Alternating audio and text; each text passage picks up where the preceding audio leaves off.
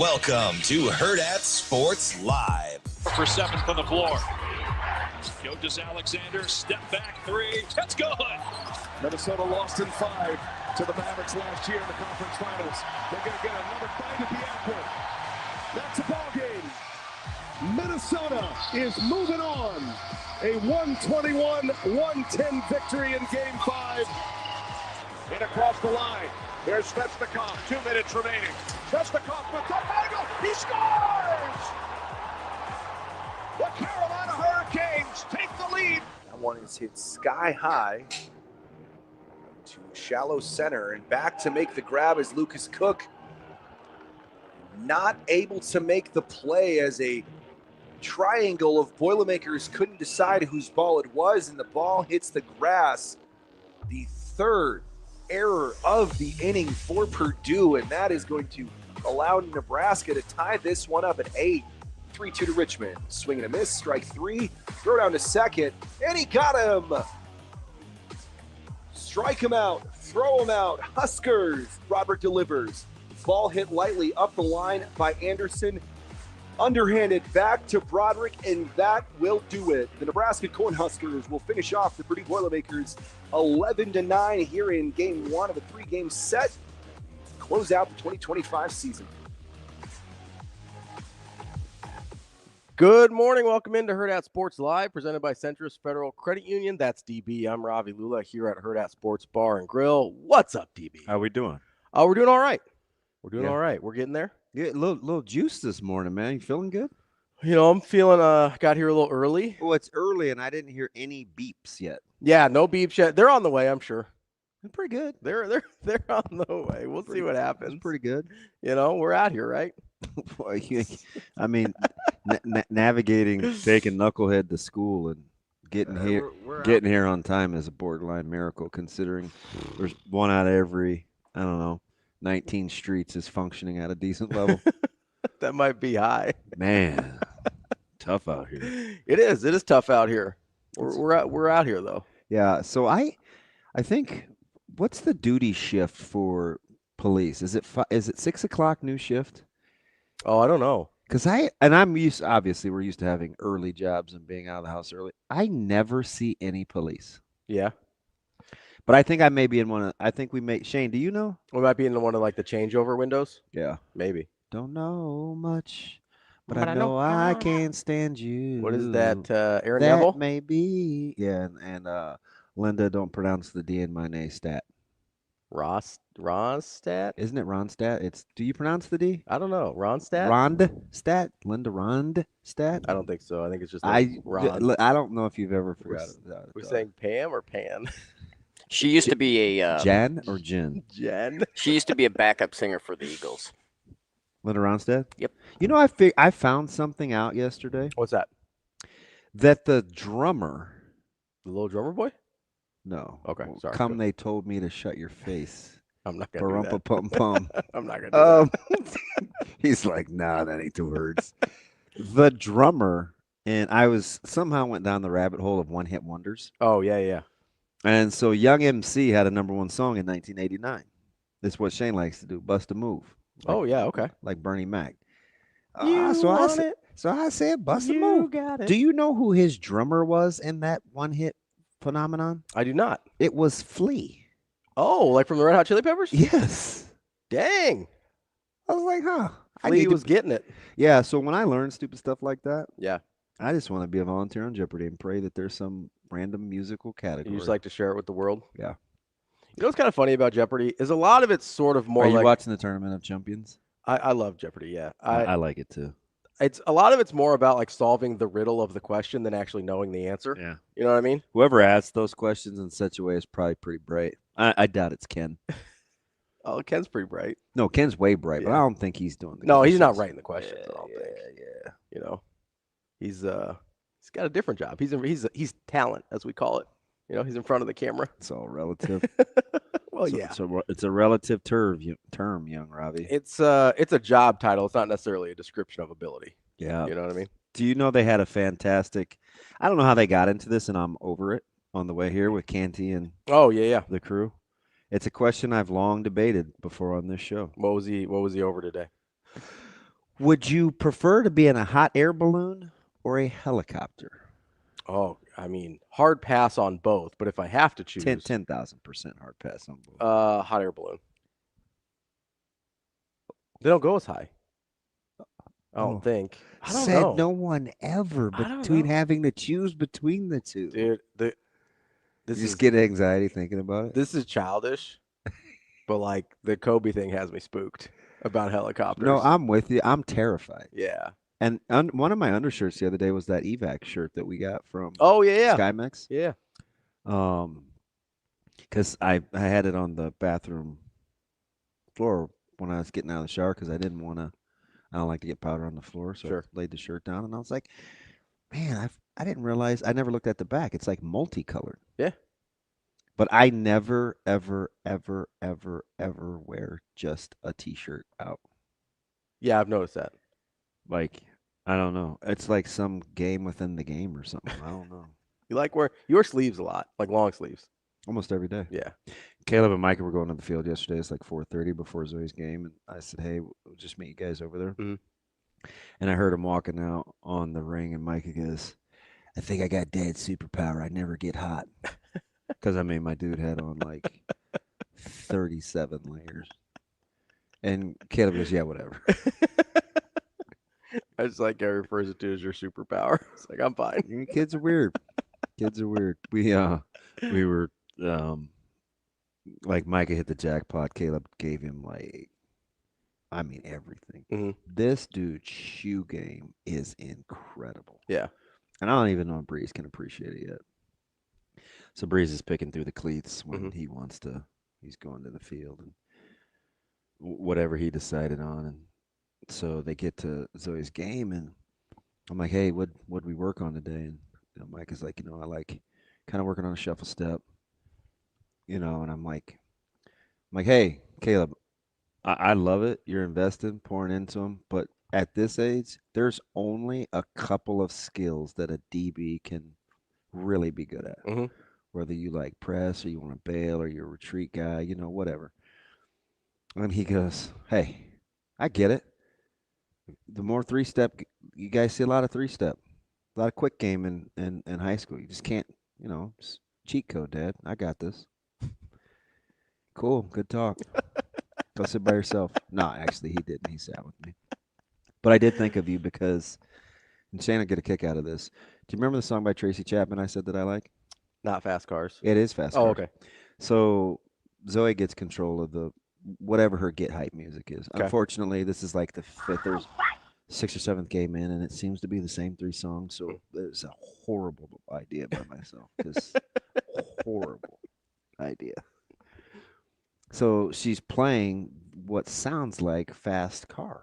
Mm. And I heard the kind of the is it melodic? Whatever. I heard the melody. Sure. Yeah. Is that the same as melodic, or were you just being that dude? No, I don't know. Melodic, melody. I think one's a they're in the neighborhood. Derivation of the other. Yeah. Adjectival form, maybe. Yeah. It was flipping Luke Combs. Oh, so it's his version? Yeah, I'm like, Luke Combs has a version of fast car. Oh yeah, it was a big deal. I did not know that. Yeah. I felt dirty kind of liking Luke Combs because when Luke Combs blew up, everybody compared him to Stibbs. And I was like, well, what if Stibbs doesn't want that comp? I like Stiblets. You know what I mean? Yeah. So I felt like I couldn't ride with Luke Combs. Is that petty? Is that dumb? That is exactly what happened, though. Yeah, it's a little. Now, if because that has nothing to do with Luke Combs. You know what I mean? Well, yeah, as an adult, I kind of get that. I'm just telling you where my mind went. Well, you asked if it was silly, and I was like, yes, it is. Listen, sometimes we don't need to be that pragmatic. Okay. Like the whole linear thing. Yeah. Like, move on. You're more abstract. Sometimes a little gray is okay with the thought process. All right. Appreciate the safe landing spot. So we like Stibbs. No, we don't. I'm done talking about Luke Combs. I feel like we're out of a tree of trust. This bird has broke his neck. Which, by the way, the 15-month-old that survived the 12-story fall in Maryland? Yeah, what is that? And why are you out there? Well, that's a better question, probably. Ooh. God is good. I might I have to. I don't know. Jason's the medical expert in the group chat here. Dr. JG. But I feel like sometimes because little kids have such like pliable bones, like they're not like set yet. Maybe that helps I don't know. No, That's the only thing I could think ain't of. rubber. No. But it was like 12 stories. Yeah, that's horrifying. I don't know how that doesn't kill anybody. It seemed like what was the guy was it the Diamondbacks game that fell out of the stands a couple weeks ago or a week ago? He just started walking again, right? I'll say that almost killed him, and that was only. I mean, that wasn't anywhere near 12. I think he took some first steps. Okay, that's good. Just in the last day or two, maybe. Yeah. Kind of like Nebraska and West Lafayette yesterday. But that's the full-grown adult, and I think it was like 40 feet or something that he fell. That's far. And it almost killed him. Their star. He said they're still bouncy at that. No, they will splat, Doc. I don't know about that. Jokers will splat. Yeah. You've seen people die from a 4-foot fall. Yeah, it's 12 stories though. That's crazy. Like what did they land on? Like what? I don't know. Like I'm looking at what's the stuff at the bottom of the screen? Closed caption. Oh yeah. And I don't know if it was like some clotheslines or like maybe like they hit a couple things on the way down that slowed them down a little bit. I don't know. We've seen Rambo have his fall broken before, and he's okay. I don't know that that's like a direct correlation. I mean, conceptually, like a couple of branches like slow down the velocity. Have you seen this is a really random thing that showed up on my TikTok. Mm-hmm. There's these guys that do what's called they're called shepherd's jumps. They have these crazy long, like probably 20, 30 foot like shepherd staffs, and they'll like jump like off. Like Aaron? Yeah. Like the hook, you know what I'm talking about? Yeah, whoa. So they have these super long ones, and they use them to like jump off cliffs, and they kind of like slide down like a firefighter on this thing, but it's not attached to anything. It's wild, man. Like a javelin that sticks in the ground, and they all of a sudden don't want to do the jump, so they kind of just slide down, and they do it to like descend rocky terrain and mount. It's wild. Yeah, not doing that. I'm not either, but isn't that for like mountain goats and stuff? Kind of. They're like goat herders. It's weird. Yeah, not doing that.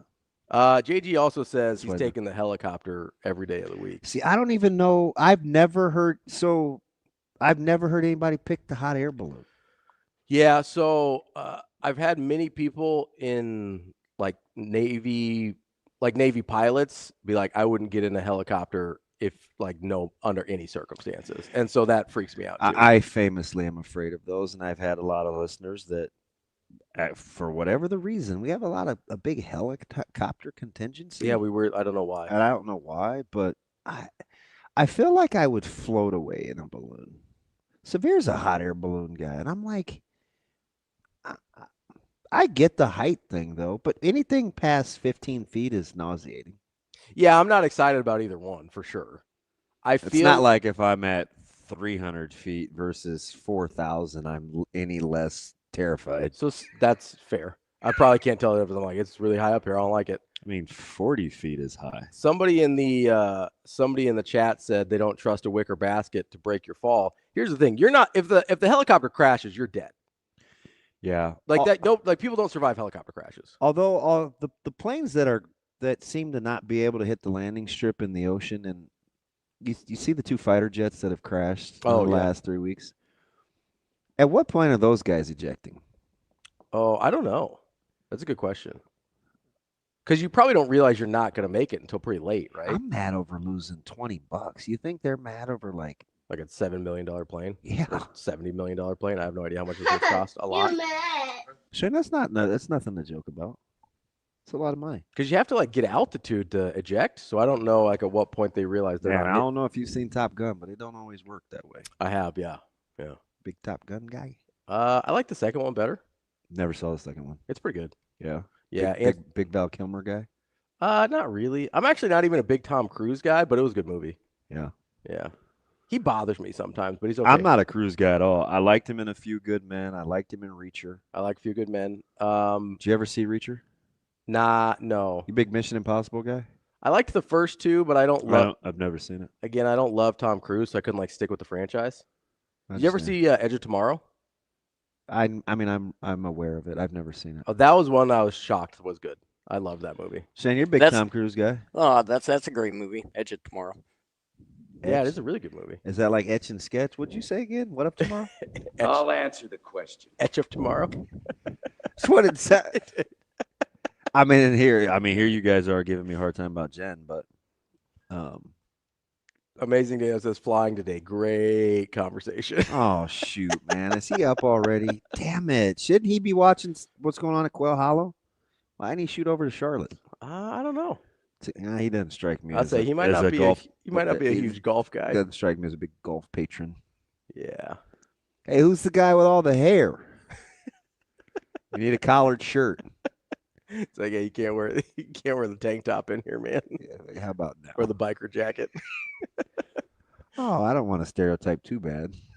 I mean, he rides a motorcycle. Yeah, I understand that, but so like, I don't think that's a big jump. It's not a huge leap, you know. Hey, Shane, by the way, how your golfers doing? Apparently, if you're highly ranked in this golf tournament, you ought not to be playing. Yeah, I think I'm at +2 or 3. It was a tough go for. I haven't added mine up yet. I'm afraid. Oh, don't be. I'll wait till tomorrow. Aren't you a big Jelly Roll guy? Not really. The singer? Mm-hmm. No, that's you. You love Jelly Roll. I am not okay. I think he's fine. I'm barely getting by. Surprise, surprise. It's kind of whatever. I'm not a big Jelly Roll guy. Here's the crazy thing. Yeah. I like 3 songs. Okay, that's fair.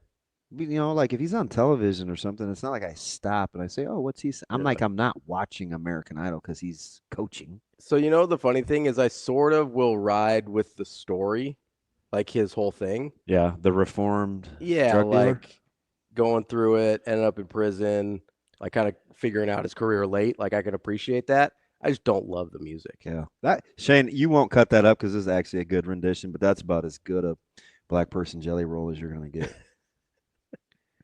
Have we tried having a Ginger sing it? Like, is that? No, but they're in the group now. They're invited to the cookout. Although I'm telling you, I may not let Happer in though. What do you do? There's just too many tendencies. I want to bring him in the fold, but he's doing too much. He's pretty quiet. But you can't tell him that though, because it's like, hey man, and he gets super upset. He's like, I went to Central. That's the go-to. It's like, okay, first of all, you transferred to Central from Millard North. So, having gone to Millard North in that era, I understand. I'm like, what is going on? It's okay. We'll take it. The hard adoptee, though, would be Bish. Yeah. Talk about what? Yeah, but I don't know. In some weird way, he may be easier to bring into the fold.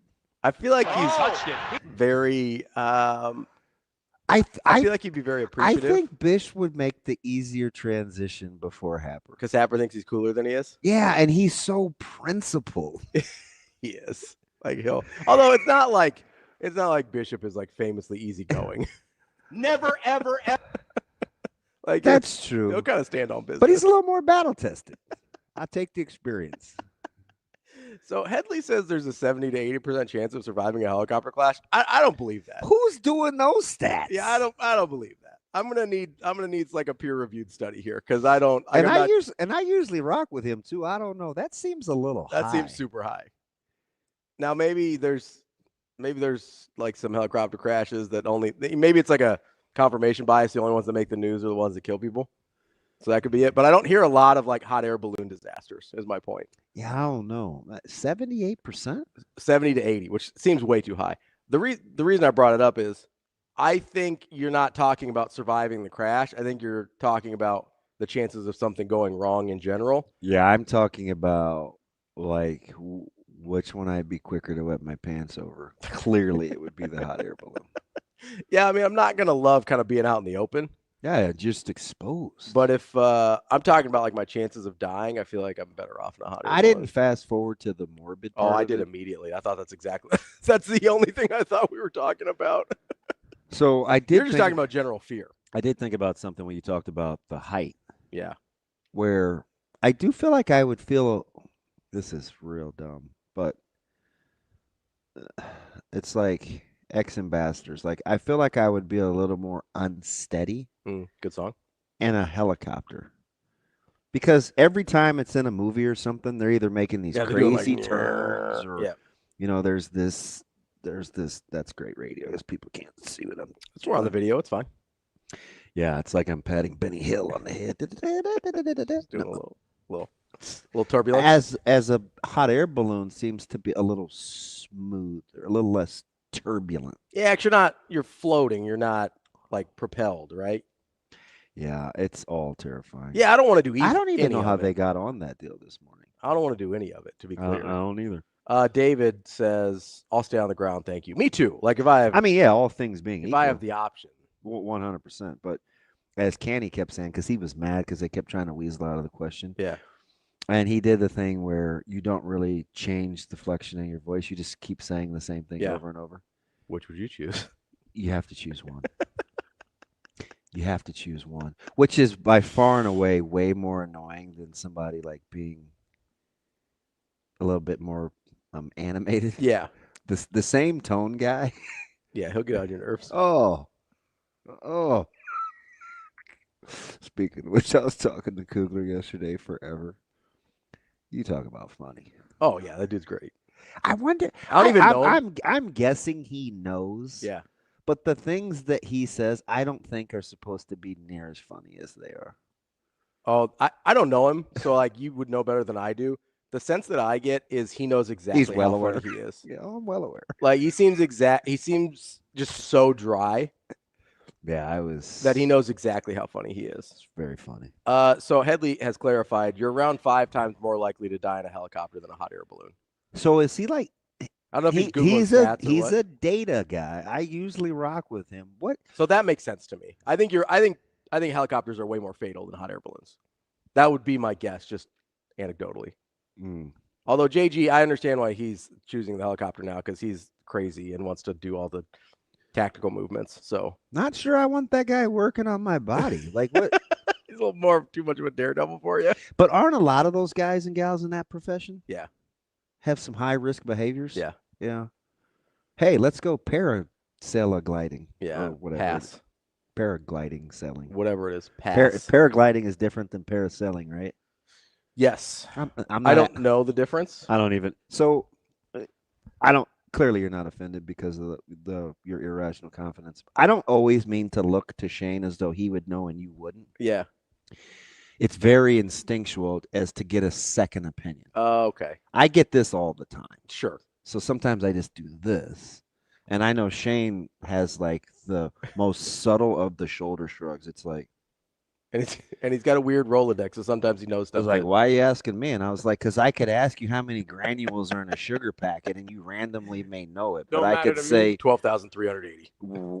Yeah, right. But I could say, who won the World Series in 2024? And I don't know. I don't remember. Which, by the way, go Jets.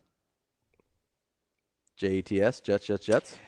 Yeah, Winnipeg. I mean, that'd they be fine. They stomped the mud hole in them last night. You're so God, you're like Belgian. Why are you always waffling? Do you have a strong take on anything other than comic books and Michaels? I used to say that all the time. We have a defense called Chopper. Yeah. And for the life of me, when you coach 4-year-olds, yeah, nobody knew what that was from. And I would always say, get to the chopper. And they looked at me like I was like, what's wrong with you? Right around 75, 76 IQ. So we've got that special. So Todd mentions at least it's over quickly in a helicopter. Hot air balloon feels like you'd be falling down for a long time. Oh, there's our guy, SkyMax. He's got it. Which would suck. Although, I just was rocking your T-shirt the other day, buddy. Cornflicted says around 1.02 deaths per 100,000 flight hours. Oh, Lord. Did he AI that? In helicopters. Only 0.01 deaths per 100,000 flight hours in hot air balloons. So it's not a more prevalence issue. The rate of death is much higher, apparently, if Cornflicted is correct. Are you right? So is it the more detail he gives, the more apt you are to think he's correct? Yeah, I mean, that would be really weird stuff to just make up at that point. Well, sometimes people do that to throw you off their scent. It's entirely possible. I'm open to that possibility. But it confirms what I think, so I'm going to go with it because that's what we do in society now, right? Yeah. Hey, so that's the data I like, so it's true. Where would I go? You data mining heads. Take that for data. At what point? What was Nebraska's lowest win percentage? Do you think during that game yesterday? Oh gosh. So I don't know if you can. I don't know if you can go back and get it. People do it with like big games and stuff like that. I don't know if they do it real time for college baseball. I know ESPN does it for some other stuff. At what point did your attention waver? Pretty early. Yeah, somewhere around like 5-0. When did you feel like, oh, this could get interesting? About 8-3. Fourth inning. Yeah, about midway through the fourth. It was weird because when Kerry hit the first solo shot, I was like, hey, come on, guys. Need some juice. Yeah, get a little back into it a little bit. And then all of a sudden, Purdue forgot how to field. Forgot how to do a lot of stuff on a baseball field that's useful to not losing. And then all of a sudden, I was like, holy smokes, they're going to win this thing. Yeah, after it got to 8-6, I was like, oh, they're going to win. Yeah, I'm not even going to hold you. I thought when it was 8-0, yeah, I'm like, these guys are going to take me down to Saturday over whether they're going to get in or not. Yep. They're really going to do this. Yeah. But then they decided to turn that thing around. So, yeah, I never thought that. Turn the car around. Pardon? That's a different thing. I wouldn't worry about it. What is that from? I believe it's, oh, man, what is that? Blue October. You would know him. No. Bishop would know him. Actually, Happer would know him. Wow. Well, Bishop's a little too old for the demographic. Never, ever, ever. I don't know. That dude knows a lot. Not popular music. Not like modern popular music. This is probably, so Blue October was probably 10 years ago. It's not that modern. But I feel like Bishop is one of those guys. He does have sons. I know, but I feel like Bishop's one of those guys. Like, I stopped listening to music in 1984 when it stopped being good. Yeah. I'm telling you, though, I don't know, man. I think I'd rock with JB. As soon as David Lee Roth became the lead singer of Van Halen, I was out. Because I don't like a lot of nonsense. So I think he would be good for and with me in public. Like, he would be a fantastic gatekeeper. Okay. And he's experienced. I like John a lot. He's not even that much older than me, but he's like, no, don't go that way. He would be a guy that would know that. He's like a grizzled vet. Yeah. Yeah. Like, you need one of those guys. Oh, for sure. You know, and Hap's got that irrational confidence. So I would probably more apt to die with Happer. Oh, well, only if you listen to him. You can ignore a lot of it. We could do just do no problem. That's the key with Happer is just to understand quickly. Oh, that's nonsense. You got to stop it. No, I see.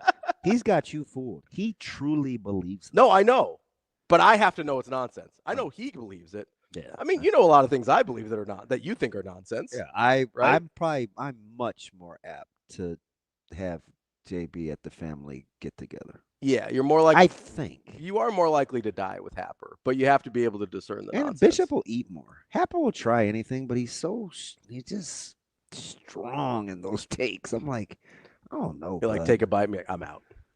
Yeah, there's a lot going on.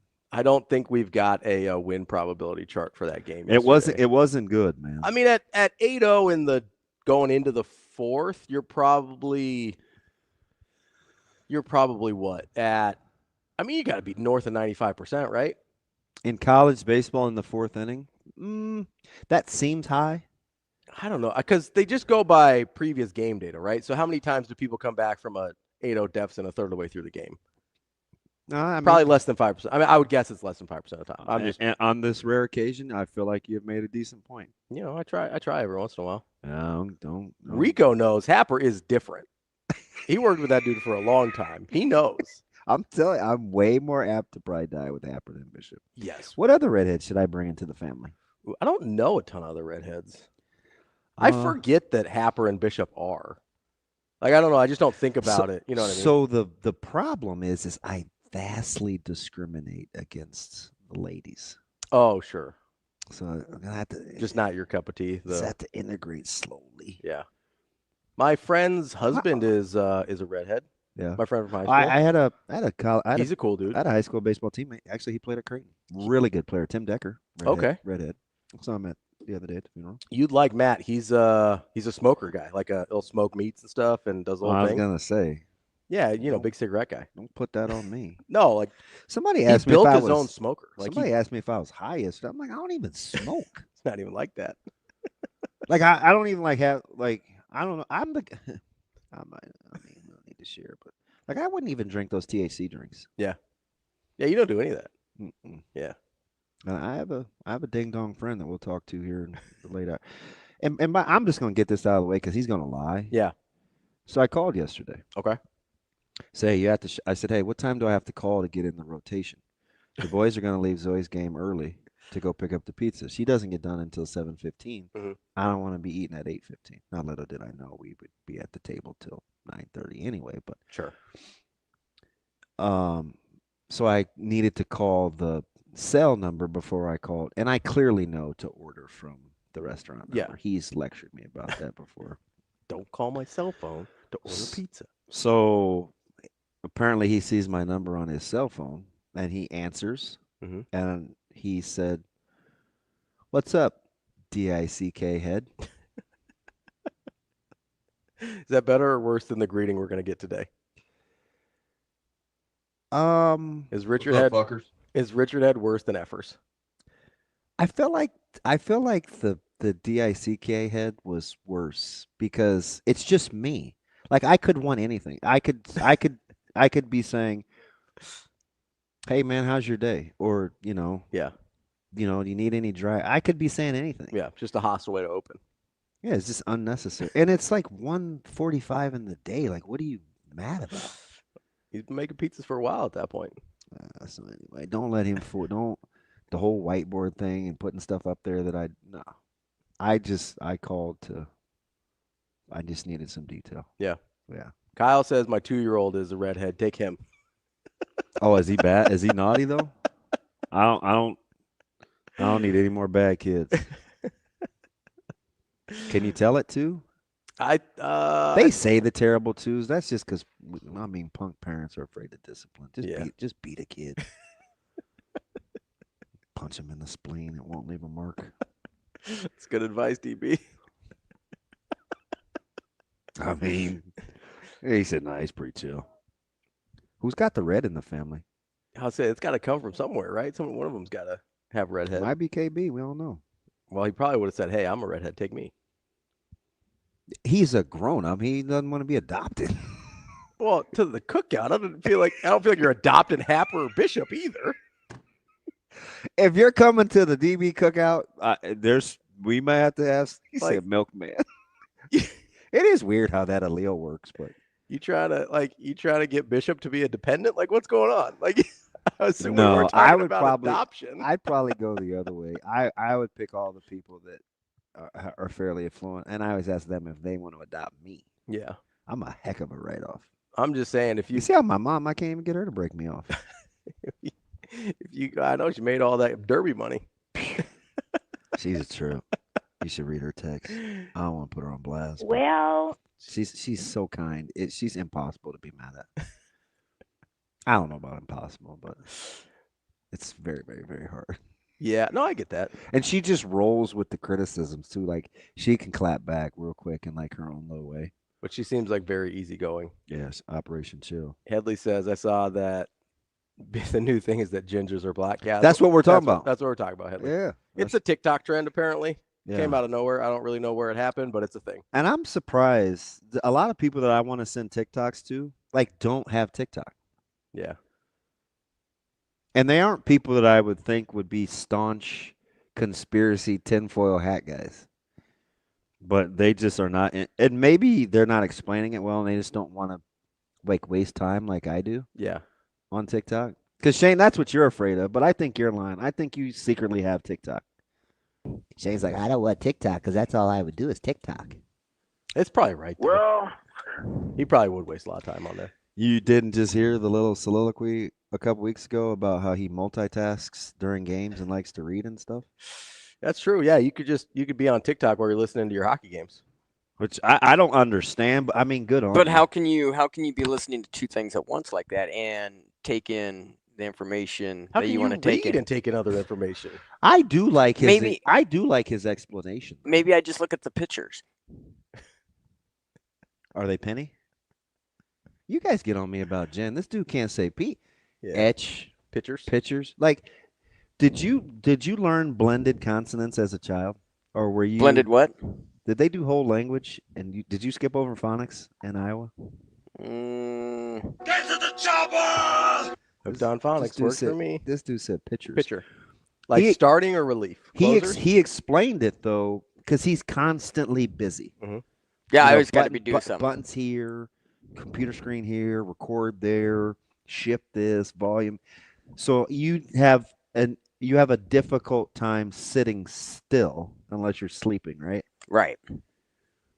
I think that makes sense. I think so. Steven says, as a government contractor, he's not allowed to have TikTok. But what he told us that before, but like, can't you do that thing where you say, it's not my opinions are my own, but like my account is my own? Like, you can't do that? I think when you're on government contract, then there's some rules you have to follow in terms of national security stuff. You know how I feel about rules. Instagram greater than TikTok. SkyMex, I'm not going to hold you on that one. I like now Instagram Reels, but I am very, very, very new to Instagram. So my only issue is the TikTok algorithm in terms of what I want to see is so much better. Is it? Yeah, I feel like it's very predictive of things that it thinks I'll like. And then it's like, oh, I didn't even know I wanted to see that. Dude, but the I did. Reels are kind of funny. Like, there's some. Oh, I watch Reels too. And sometimes, like, if somebody sends you one and you can just swipe up on IG, like, they're all funny. I was like, oh. Yeah, there's a lot of good stuff. I feel like I don't need the tick of the talk. Steven says he can have a separate phone as long as he doesn't cross-pollinate. So he could have TikTok on a different phone if he had one. Cross-pollinate. Awful fancy. You can't cross streams, you know. So you cross up on islands in the stream? TikTok? I don't know what you just said. What'd you say? Like you're saying you said you cross up or what? Swipe up. Swipe up? Yes. I only swipe left, so. That's your problem. I mean, it really is. Not a lot of ladies banging down the door to go to Michael's on a Saturday, you know what I mean? Hey, leave my little friend alone. Shane, you spend your downtime how you want to. No judgment, no judgment. Especially if it ends up eventually getting you up. You do what you want to do. You know, you want to go to Michael's and Hobby Lobby and Nobby's was the place I was thinking about the other day. They don't exist. Good morning again. Go get you a little rice bowl from Pepper Jack's, man. You do your thing. Why you go to Pepper Jack's to get a rice bowl, man? Come on. I don't know, man. He used to be a Pepper Jack's guy. Listen, I can ride with it, but I'm not getting a rice bowl. I just made that up. Oh, okay. I don't know what Shane. What do you get when you go there? If I get the rice bowl, I'm gonna get it from up the street. Oh, what? Because it lasts you how many days? 3 days. Yeah. How many proteins? 3 servings. There you go. Yeah. Got it measured out. That's aggressive. Last you 3 days? Oh yeah. I mean, where can you go and spend $11 and eat for 3 days? Nowhere. Not a single place in the world. You need to expand your horizons. Shane, God made you special. I think you need to expand your palate a little bit, bud. Dude, I told you about this dude's grocery shopping. If I was eating more, I would be expanding my waistline. 3 days. Wow. I just can't even wrap my mind around that. It's wild. It's wild. I do have one thing to ask you, Shane, before. Do you want to set the lineup first? Oh, sure, we can. If you'd like to. He said I'm 6'3", 270 that last 3 minutes. Like, I don't even think you got to be that good size. Like, no. Like, that's just, I can understand if you're, hey, it doesn't last. Like, it's too much for one meal, especially if he's doing the 3 meat option.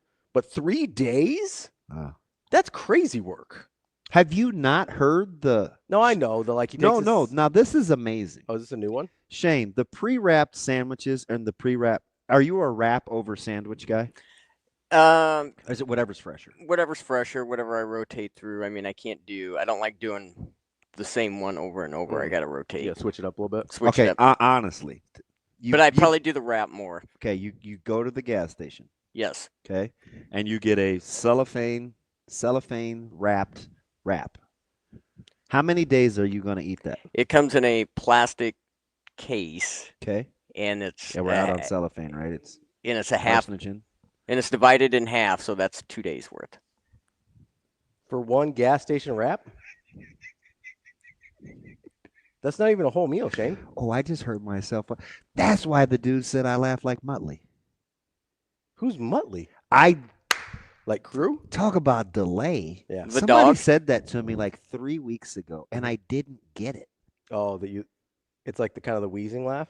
Yeah, I have asthma. Easy. I'm not like judging. I just was trying to clarify which one it was. Hey, my bad. I'm sorry for making fun of your medical condition. I can't do it on cue now, but I just heard myself. That's what he. Can I pet that dog? You can make a diabetes joke if it makes you feel better. No. I was trying to make it even. Even Stevens, like Cat. Shane, who sings that song "Cruel Summer"? Bananarama. You're not the only one. It's a cruel Ravi. I'm not cruel. Straight Bobby Brown. Coming up at 8 o'clock, Tim Verghese from Inside Nebraska. We'll talk to him 9 o'clock. Trevor says, Shane, who hurt you? We got Mike Sautter from Hurrdat. I wish he was making it up. I know, from Hurrdat Sports NEBPreps. Okay, so I add stuff to it. I might add some potato chips to it. I might add some gummy bears to it. I add something. Time out. Yeah. You mean like you're just throwing out random things? You don't really. You don't put gummy bears on the sandwich, right? No, but I have them with them. Okay, it's like dessert. I mean, who doesn't eat gummy bears with their sandwich? Well, totally normal. What? I'm just throwing stuff out there that I like to add. Trevor, with it. this dude can spend 3 hours eating a 99-cent strip of smoked almonds. I might throw some almonds with it. At 9:45, we'll talk to Matt Vrzal from Piezon's, former Husker. Wild. What's up, fuckers? Jeez. That was a drop. No, it wasn't. I think that's how I know we touched a nerve. I apologize. I wasn't trying to go that hard. Hey, buddy. I can't believe you just said that. That was aggressive. What's wrong with saying what's up? Wow, just random. I think it might be time to take a break. Shane, you good? You didn't like it when we talk about him. Am I peeking? Am I a little flushed? Caught me off guard there. Get your shit together. Okay, here we go. Let's take a break here. Yeah. Speaking of wild and out of kind of out of left field, this is a random story. I want you to think about two things. Oh, well, just one thing. Why Shane just cussed at us? Well, I'm sorry, I'm shook here.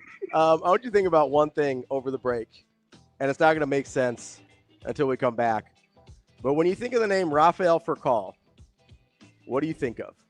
Baseball attributes. What are the two attributes you think of with Rafael Furcal? I don't know. He's a Dodger after being a Brave, which sucked. Then he was a Cardinal. He played about 2000 to 2014. He was a good player.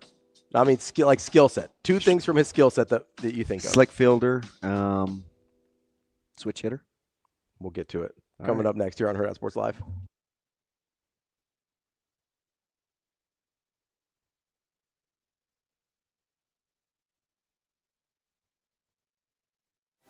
Imagine your first dream home and the feeling of walking inside for the first time. With Centrist Federal Credit Union's First Time Home Buyers program, you are at the doorstep of bringing your vision to life.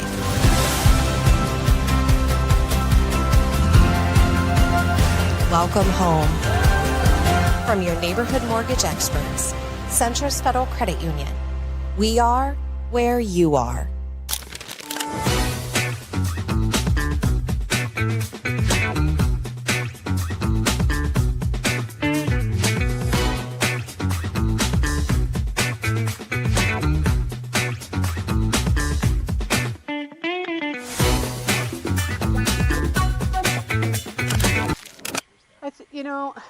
I don't have the answer to that yet, just because I don't know what's going to happen after game one. And but yes, all our pitchers are ready to go. They're working. We had 2 of them going live yesterday against our hitters, just because they haven't been out there for a while. So it'll be interesting. I mean, Jordy's going to give us everything she has, but so are other pitchers. So I don't know yet, and I'm not trying to not give you the answer, but honestly I don't know. I've thought about it a lot.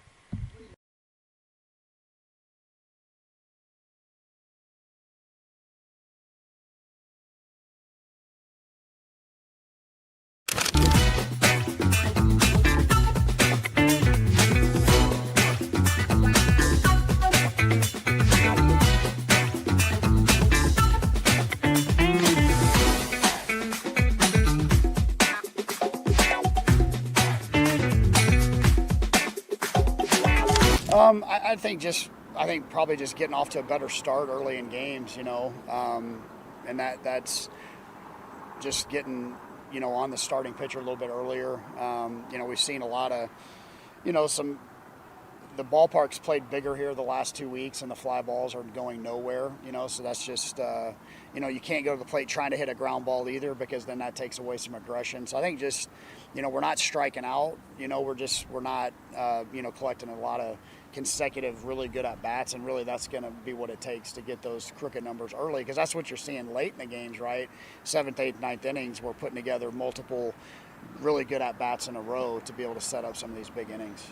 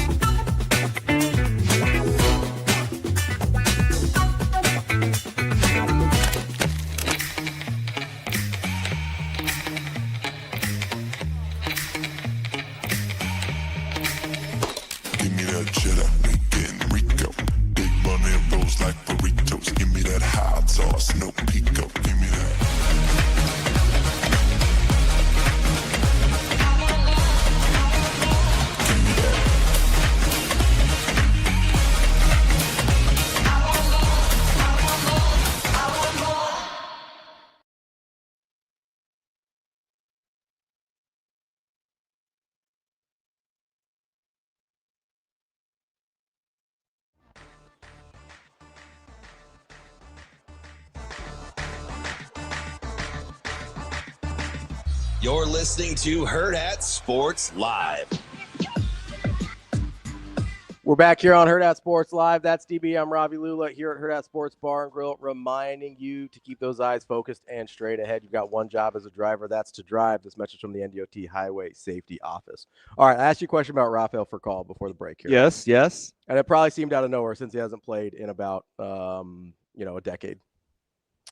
So I read a story yesterday about Rafael Furcal. There's a felony out for his arrest. And normally that wouldn't be funny, except for what the felony's for. So one of the things I think of with Rafael Furcal is that this dude had an absolute cannon at shortstop. Yeah, he was just a hose. He was a little musclehead. He was looked like he was about like Pocket Hercules, like 5'6", like Shane size over there. Just fire the laser, unloading just frozen ropes. Rockets from shortstop, right? Apparently and the Rockets. Regular. Whoa. Yeah, he did have a hose. So we're in uh-oh territory with the Rockets red glare for one Rafael Furcal, because one of the things the felony he's out for is throwing a missile into someone's car.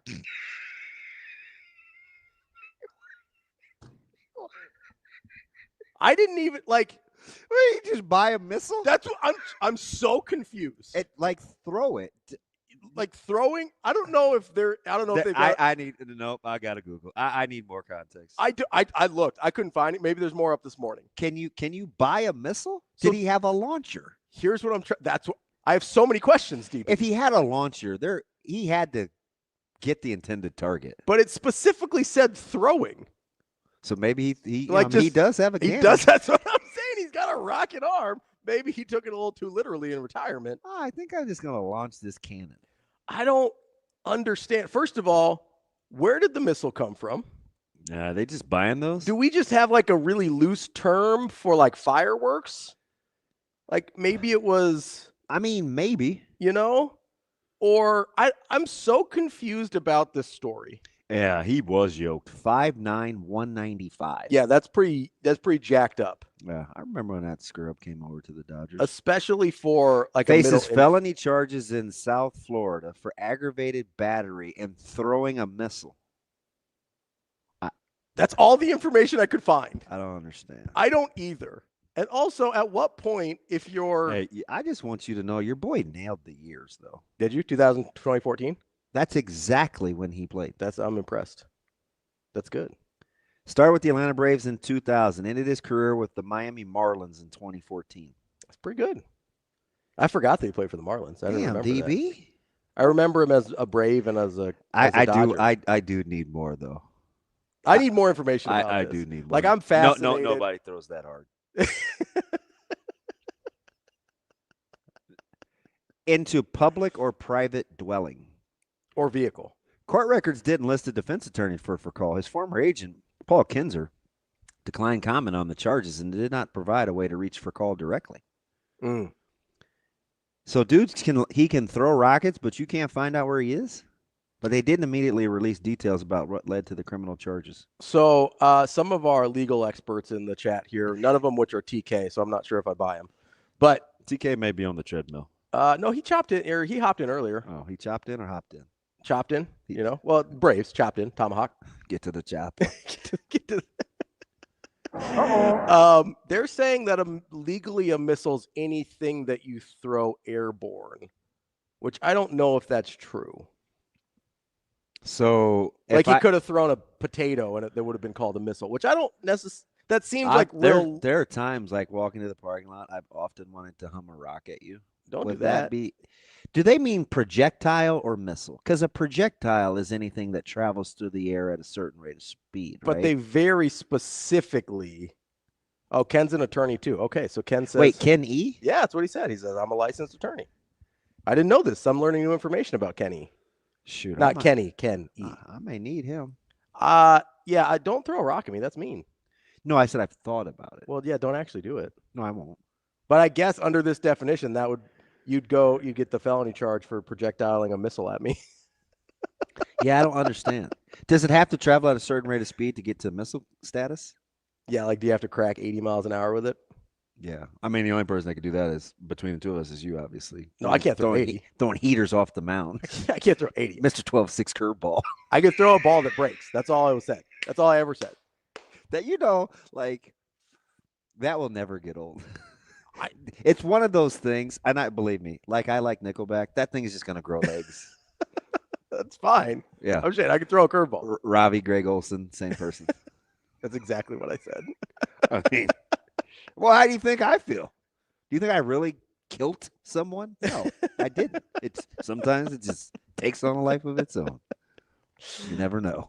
So apparently Todd got into the Reddit of it all, and he says it was a large rock. Had to be. Large rock. Defending himself from a trucker who attacked him with a knife. How'd he end up with the charges then? Maybe they have yet to, it could be like Scotty Scheffler. Oh, yeah, maybe there's a lot more out there. We're out here, right? The trucker had a knife. Cutting is big lately. Are guns harder to come by? I don't know, but you're a big cutter. You've said, okay, I'm not mischaracterizing. You've said multiple times. You can't say it like that. No, I'm not. It's not like, like a pyro, like I have a fixation with cutting. I said, if you were to kill someone. No, that's not my first choice. Okay. Given the two options. Of a gun or a knife. Yes, I said I'm picking the knife. Because it's more personal. Yes, it's not a cutter. It's not my preferred choice. You do realize that your reasoning behind it is more concerning than the fact that you want to kill somebody. Or that you could potentially kill somebody. I disagree. You're not going to paint me with that brush. Because you want the murder to be more personal. I do, because if you get me to that point, you've probably hurt somebody that I care about. Okay. Because I'm not just mad enough to lose that kind of control. Sure. And I will have probably thought about it. So Okay. if I'm going to put in the time to think about it, if you're going to put in the effort, you want I'm going to do it the way that I want to. You laugh, but it's totally my personality. Anything that I'm going to do, if I'm going to earn the consequence, I'm going to maximize the opportunity. I laugh because it actually makes sense. That's why I laugh. That's why you love me. It's nuts, but I'm like, yeah, I actually get it. Yeah. It's funnier just to say. It's like you're not going to go out like Willie Lump over something. Well, I accidentally hit him with my vehicle because if I'm going to hit somebody with a vehicle, I'm gassing and gunning that thing. You might be more efficient with a missile, though. I knew it had to be a projectile. Yeah, you can't because I had never heard that before. And I know you didn't get the Lamar. Did you ever Google Lamar Latrell javelin? You need to. No, I didn't.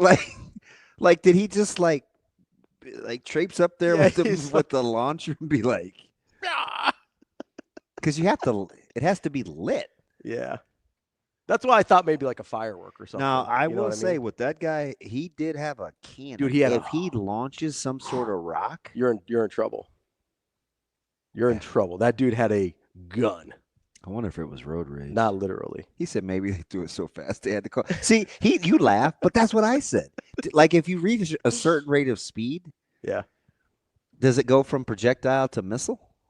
I've never seen missile in writing, but I have seen projectile. Yeah, so have I. That's why I was confused. I read a lot of random reports about guys getting arrested for stuff because it happens in sports a lot. You're weird. No, when somebody gets arrested that I've heard of, I'm like, all right, I got to figure out what happened here. I got to figure out if Scotty Scheffler threw a missile at the guy at the golf course. How about that knockdown drag out? God, we've had some famous or ones. if the Louisville PD was just out here wilding again. Turns out they were. But yeah, I had never seen like missile like that. That's the first time I'd ever seen missile used in that context. Maybe people just don't throw rocks a lot. Rafael Furcal, though. It's random. Alive and kicking. Well, I'm alive and throwing, apparently. I did not want him to come over to Los Angeles. You weren't a big Rafael Furcal guy? Uh-uh. I liked it when he I don't want any Braves. Why do you hate the Braves so much? Dude, you know how hard Shane, you remember the mini meltdown I had over Freddie Freeman? Now, in my defense, in acquiring Freddie Freeman, the same guy that I ran around a hotel floor for and was hoping, After the Grand Slam? Yes. And was hoping, I'm like, damn, glad there's only players on this floor. Because I was exceptionally loud. You're a little extra that day? That night, well into like 2 a.m. Yeah. I mean, just watching Kirk Gibson highlights. I remember that day vividly. Only to get our doors blown off the very next day. But anyway. Who won that series? No, it's Bloomington. The game. Oh, I thought you meant India. I thought you meant the Dodgers. I was like, you won the World Series, man. Yeah, Chill. but that no, the next day. Yeah, less fun. The euphoria wore off quickly in a hurry. Probably after like the third drive. You're like, oh, this might not go our way.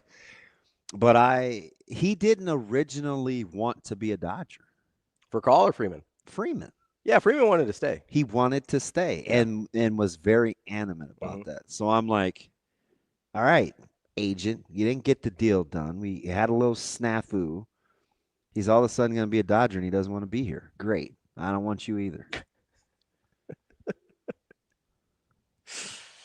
Tell me that. What says my person? No, that's 100%. I mean, just always mad when your team acquires great players. No, not that part.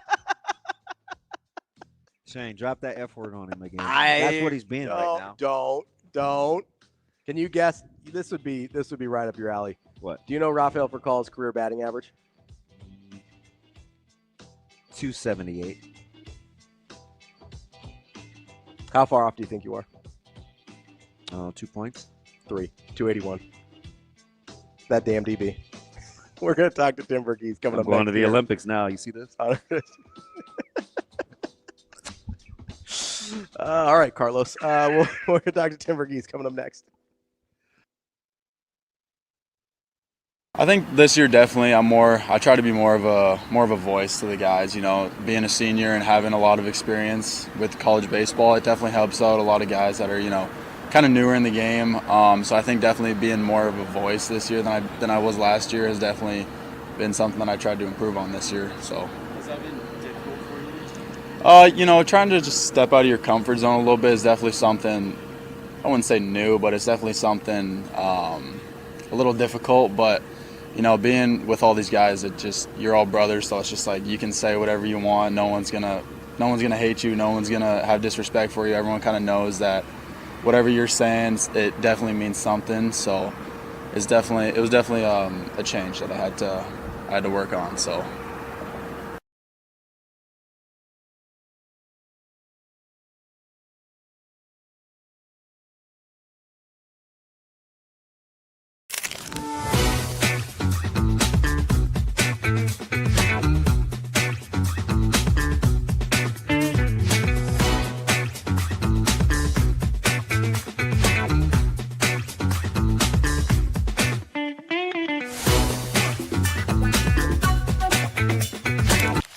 This team's in a really good spot. We have a lot of leadership across the board on this team, but I think it's just like reassuring the team that we are ready. You know, having been there, knowing like what it takes. I know that this team has that, so it's just reassuring every day. Like we had a great practice today, like we're ready to go. Like if we've ever been ready at any point in the season, it's now. So I think just that.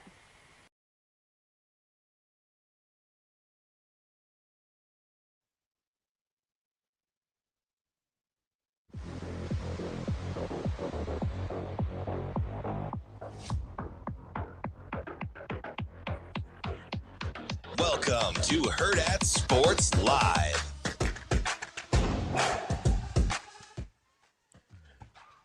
Welcome back, Hurrdat Sports Live, presented by Centrist Federal Credit Union. That's DB. I'm Ravi Lulla here at Hurrdat Sports Bar and Grill. We're joined now by Tim Verghese from Inside Nebraska. What's up, Tim? Hey, how's it going, guys? Tim, how we doing, buddy? Hey, not too bad, not too bad. How about yourself? All right, good. I was a week early on my question of who's going to be this year's we should have got him comparison guy. I said Darian Jones, but apparently it's going to be Jett Thomalla. It's a week early. It's like so weird. Like we get the offer from Bama, and all of a sudden, how'd the old message board take it? TV, was it like, are we making comparisons yet? Like, what's the chatter? So you've only had about 18 hours to digest it. Yeah, I mean, we started to see some of it too when Ohio State showed some interest. They saw him throw. I still could see Ohio State offering. They don't have a 26 quarterback yet. They've done this before where, they land their guy, the cycle. They landed Tavian St. Clair last year. They land their guy in a cycle before and allows them to kind of take a swing the next cycle. They did it with Lincoln Kienholz a couple years ago, and now, they have a chance to do this again in 2026. But yeah, I mean, the reaction around here is it's just kind of just not confusion. I don't know. It's weird because it's like, again, like objectively looking at the tape, Thomalla has more production than Dayton Raiola. Thomalla has, probably more encouraging long-term traits than Raiola. But I think there's also just a general understanding of, okay, well, 2026, Nebraska, took Dayton. That's kind of what they're doing. 27 is ultimately the cycle. They have to address quarterback, and they did that. I think if Nebraska didn't have Trey Taylor committed, I think you'd see people a little more up in arms about what's happening right now. But at the end of the day, it's one of those things where, I mean, if these offers continue to pile up, it's going to be one of those things where, people in state are going to start looking around and being like, okay, I mean, is Nebraska going to like show interest, or are they just going to be fine with this guy leaving the state? I hope we get this out of our system soon, because as Braylon Warren continues to rack them up and there's the 2-year gap between the two, I'm just hoping Nebraska football wins enough games at the quarterback spot, because the offers are only going to continue to stack for these guys. Right, absolutely. I mean, with Braylon too, it's like the run is already happening for him. And again, if you saw him in the fall, you knew this was coming. Like this, I mean, he just bagged 2 more. He just bagged 2 more yesterday. Yeah, Michigan State and who else? Yeah. I almost said Oregon, and it's not Oregon. Michigan State, Virginia, Cal, and then Michigan State. Yeah. Okay. Yeah. So how about that? Yeah. So I just, Tim, I kind of looked at it, and I'll be honest, I was high on Jett Thomalla last year, and before he really had the offers or anything like that. But I understood even at the time, okay, you go, obviously you have Dylan Raiola as in his class in 24. You get TJ Lateef in 25. You've got Trey Taylor in 27, which I understand is recent. Like, it always sort of seemed like to me 26 quarterback wasn't necessarily going to be the most high profile priority. Like, I don't, how much of that, I know you kind of talked about the way Ohio State staggers their quarterbacks, but I don't know. It just really, I'm happy for Jett. It doesn't really bother me for Nebraska. Right, and I understand that too, because I mean, also, like, I think zooming out and understanding the timeline of all these QBs is important too. Like with Dylan, we got Dylan for Nebraska, got Dylan for at least 2 more seasons, maybe 3, and then behind him, you've got TJ Lateef developing in the background. And TJ is a little further ahead than expected. Can probably play some games by year 2 if he needed to. Probably wouldn't have to, but if he needed to, could. You've got Marcus Davila. That's your like, okay, this is the guy we can stash, we can develop, we can really work on. It's Dana's guy. And then you've got Trey, who in 27, We'll see how he physically develops in high school, but likely needs a year of physical development before he's ready to play at the college level. And so when you take all that into account, and like when Trey's coming in, when the next time Nebraska is going to have a QB battle is at the earliest 2027, and I don't think Jett Thomalla is going to be ready by 2027. I think Jett Thomalla is a very talented quarterback. I think he's got like legitimately elite upside traits. I think there's a lot you love on his tape, but I think he's a guy that for the Big Ten and for the SEC level specifically is going to need some time to develop. I think Alabama understands that. I don't think Alabama offered with the intention of that guy's going to come in and start within the first 2 years. They're long-term starters on campus. It's Keelan Russell, the guy they landed last cycle out of Duncanville, Texas. So speaking of a week early, level of surprise that Ja'Cory Smith already committed to Oklahoma?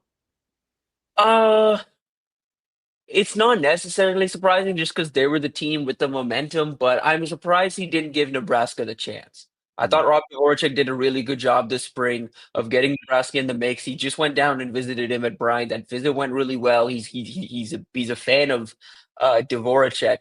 Nebraska this cycle has, outside of Jordan Campbell, really had trouble getting some of these linebacker targets on not trouble, but really had Dvorak does a really good job building relationships. Like Smith was one where he talked about how strong the relationship with Dvorak was. Tank King down in Texas, one of the top linebackers out of the state of Texas, has raved about just his relationship with Dvorak. Every chance I've been able to talk to him, and he just hasn't made it to campus yet, and I don't think he will. He's going to make official visits in June. He's probably going to end up at Texas A&M or Texas or Notre Dame. I think those are the three for him, really.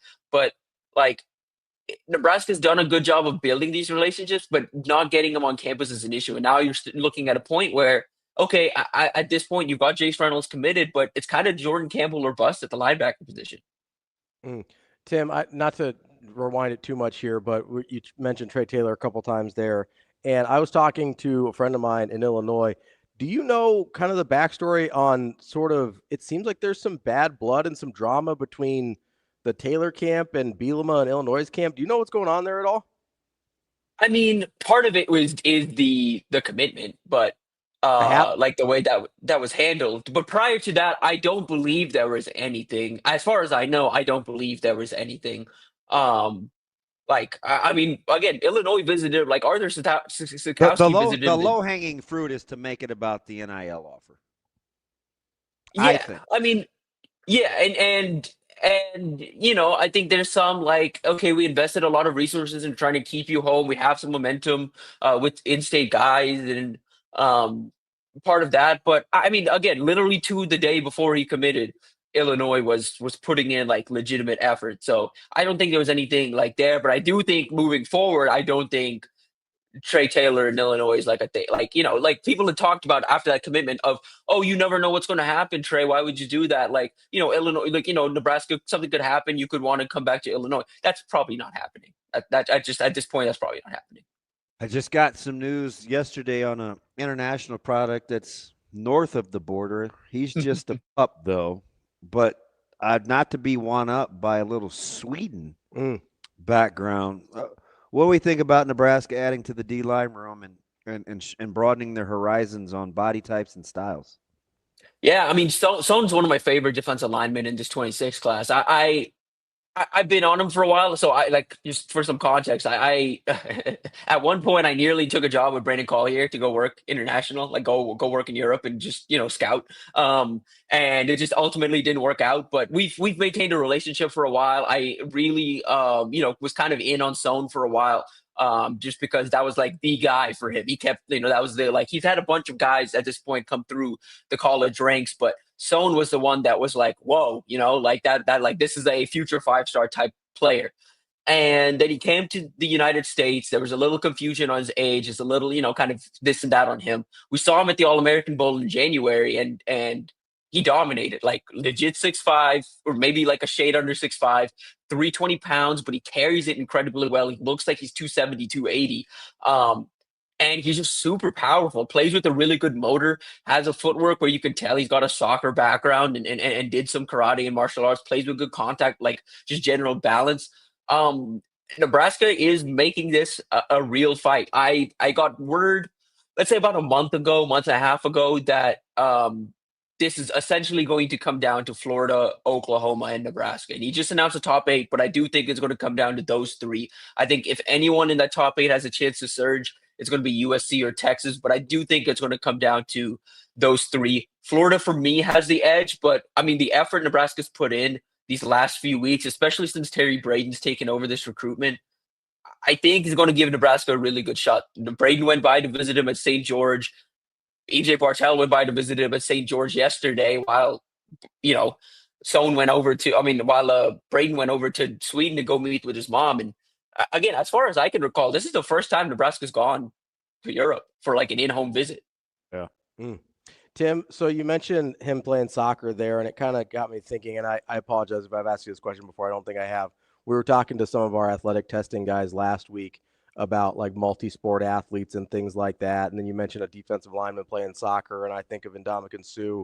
Is there, when you're kind of evaluating these guys, is there a particular sport that if a guy plays that you're intrigued by, and does it vary by position? It very much varies by position. For me, like quarterback, I like to know that if there's a baseball background in there, on both sides of the line. I like to know if you're wrestling. I like to know, some guys it's unique. I mean, with international guys, you often see soccer in their background just because everyone internationally plays soccer. But it's really that. And then at wide receiver, cornerback, I kind of like a basketball background. I like track, of course, with all of those skill positions as well. But yeah, I think it depends on position. Soccer isn't one like I'm like immediately stamping if I see it, but it's a good thing to have, especially for big bodies, just because it helps me like recognize that, okay, you've got footwork, you've got light feet, you kind of know what you're doing in that. I mean, unless you're like a goalie, of course, but for the most part, you've got good footwork if you're playing soccer at a young age.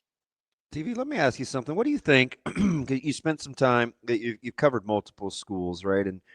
And you're familiar with the state of Texas as a whole, and we've seen Sark do it. We've seen Kiffin do it at Ole Miss. Lanning is attempting to do the same thing at Oregon.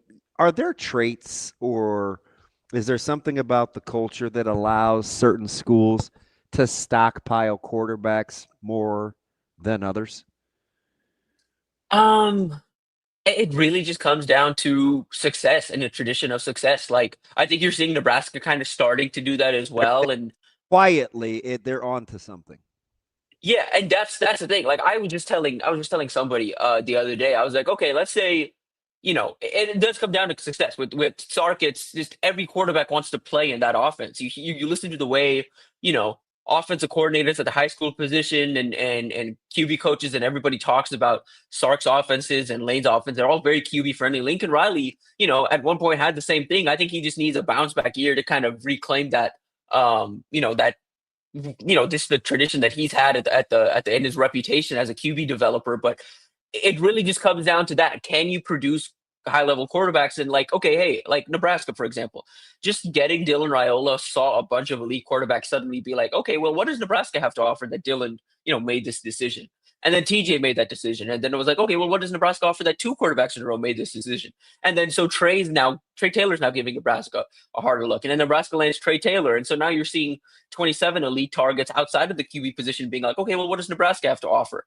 If Dylan Raiola has the fall that we think he can have, like he takes another significant step forward and is one of the better quarterbacks in the Big Ten, Nebraska's already in on some top 28 quarterbacks. It wouldn't surprise me if it's like, oh, why is Jaden Wade the number 1 quarterback in the class of 28? Why is he on Nebraska's campus in spring? Why is this happen? Like, that's what's going to start to happen, because all of a sudden you've got guys being like, okay, well, Nebraska's doing something right at the quarterback position. So speaking of the quarterback position, and you mentioned Sark, and so I go Arch Manning, and then I think of Lenore Sellers, I think of DJ Lagway, and I think of Dylan Raiola. Out of those 4 guys, and feel free to add in another one if you want, of guys that are sort of projected to take a big jump this year, who do you like the best out of that group? And I guess how much of that has to do with the skill set you believe in versus the system that they're in. Can you run through is it Lagway, Manning, Sellers, And, Raiola? Yep. If there's anybody else Okay. you want to throw in there too, that we haven't really seen a full proven track record yet, but we're projecting a little bit on. I think it's those four for the most part. The other one I would maybe throw in there is Dante Moore at Oregon, because I'm just really intrigued to see what he does out there. I think you got to go to Washington. With Damon? Yeah. Yeah, I agree, but I think I don't know, man. I'm telling you, I like you guys gonna be pretty good. yeah, I agree. But I mean, of those four, and even just kind of throwing Dante in there too, I think just true traits alone at the very top, it's Arch and DJ. Like, and Dylan's right there with Lenoris, in my opinion. I think where you're picking and choosing with Dylan and Lenoris is I think a lot, like, has a lot more upside as a runner and has like a little more just general body athleticism. But Dylan's much further along as a passer. He's been more dynamic than Lagway too, in my opinion. Yes, and that's where I'm at right now. And again, like I know people around here, like I think it's become this like weird, like they've pushed DJ Lagway and Dylan Raiola against each other, and you know, me saying DJ over Dylan might ruffle some feathers.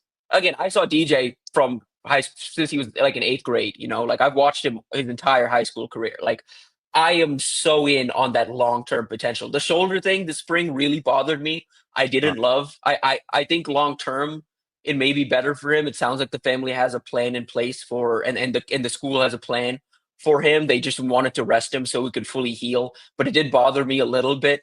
But yeah, I mean, as a thrower, he's got all of the upside in the world. He's like got that physical running style you look for, can create with his legs, can produce at a very, very high level, and is much further along than I think people think. Like that's where I'm at with these four. Arch is the best in rhythm, the best processor of these four. DJ has probably the best long-term upside. Right now is just a thrower of the football. I think Dylan Raiola is the best of the four. And in terms of like, okay, well, what the heck could this guy be, you know, with, you know, 2 significant steps forward? It's Lenoris Sellers, because Lenoris puts it together this year and then lands in a spot in the NFL where, you know, he's got a good developer.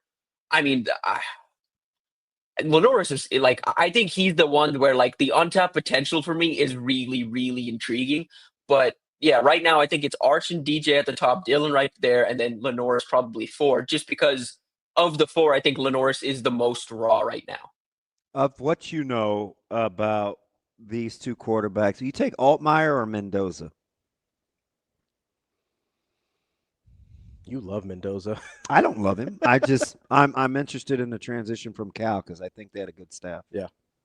I think at the college level, if you're looking for a college quarterback, it's Altmaier.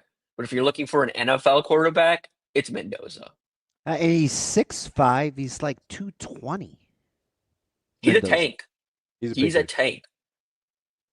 You guys know where he's from, right? Like he's like, I don't know how Miami let him leave the city. Yeah, he's from Christopher Columbus. Mm-hmm. I don't know how they let him leave the city. Cal was his only major offer, wasn't it? Yeah, he's from. He was a Ivy League guy until Cal came in late. That's I'm thinking of the right guy. That's pretty much what it was. Yeah, that's wild. Tim, you have a couple sleepers in the Big Ten. I want to get out ahead of this because I don't. You know, June and July is when we start having these conversations. I kind of want to get out ahead so we don't have revisionist history. Are there some teams that you think, man, I kind of like how they put together the roster, flying under the radar a little bit, that you like maybe more than some of the national prognosticators? Yeah. I'll give you an eye roll because they always come up, but I do like what he's built. And I get it because they were the hot topic last year. Rutgers, to me, are they like the Miami's back eye roll sleeper team, or do you think they're a legit dark horse? I'm not as well versed on this coming year's Rutgers team as I was on last year's team. It wouldn't surprise me if we were a year ahead on the like, oh, this could be the, this could be the year Rutgers kind of takes a step forward. But They got whacked and by for the, and, like, I think, in all honesty, they just got bit by the injury bug. Like, they just had guys fall through fall camp and into September, like where it was October and it was like, oh, these guys just aren't healthy enough. Like, that defense was just stripped. But what about that Minnesota? wouldn't surprise me. Minnesota's the one. Minnesota's the one for me where I'm like, I think that's my pick too. Yeah, the other week y'all had that discussion of like who's that like fourth team in the Big Ten. It kind of wouldn't surprise me if Minnesota makes that run and puts himself in that contention. I like what they've built. I think Coy Parrish is like he's not Caleb Downs, but I think he's one of the better DBs in the country, and I think they're going to have him playing both They do a good ways. job with DBs too, man. And now that Danny And he's a rising tide type player, like a rising tide that lifts everybody up. A rising, I don't even know how that phrase goes, but he's that type of guy that can lift everybody else up. I like Darius Taylor at the running back position. Like I like what they've done. I like the roster. I think receivers probably my only question for them. I think they need to hit on some of including Malachi Coleman. I think they need to hit on some of these guys they brought in. Incidentally, they did bring in spring. Wait, say that again? Yeah, they had to shut Malachi down in the spring. Oof. That's not great. No, that's not. So if you like Minnesota, you are a little unsure on Rutgers, but you think if they're... I got another one. Oh, go ahead. You got one? No, go ahead. What do you think about UCLA? Yeah, I don't know if UCLA makes the big jump this year, but I think they probably get a bowl game at the very least. I think they win 7-8. Like I think they especially down the stretch, because they last year they came on strong by the end of the season. Like it was one of those things where, okay, early in the year it's like, oh, everyone's going to beat up on this team, and then by the end of the year it was like, oh, they're pushing some teams, and then I think that's going to happen this year too, and I think that's going to be elevated by the fact that I think as Nico gets his feet under him and as Nico gets more comfortable, by November it's like, okay, well, Nico is the best quarterback in some of these games. They're like, he's the best player on the field in some of these games, and just like I think Dylan's going to be come November in some of these games. Like that's a quarterback is ultimately the position you look at, and I like what UCLA has done in addressing some of their needs and building up that roster to a point where they can compete in the Big Ten. Again, they're not gonna I don't think they're pushing for that fourth spot in the Big Ten or anything. But yeah, I mean, 7-8 games is very much on the table. 7-8 wins is on the table for them.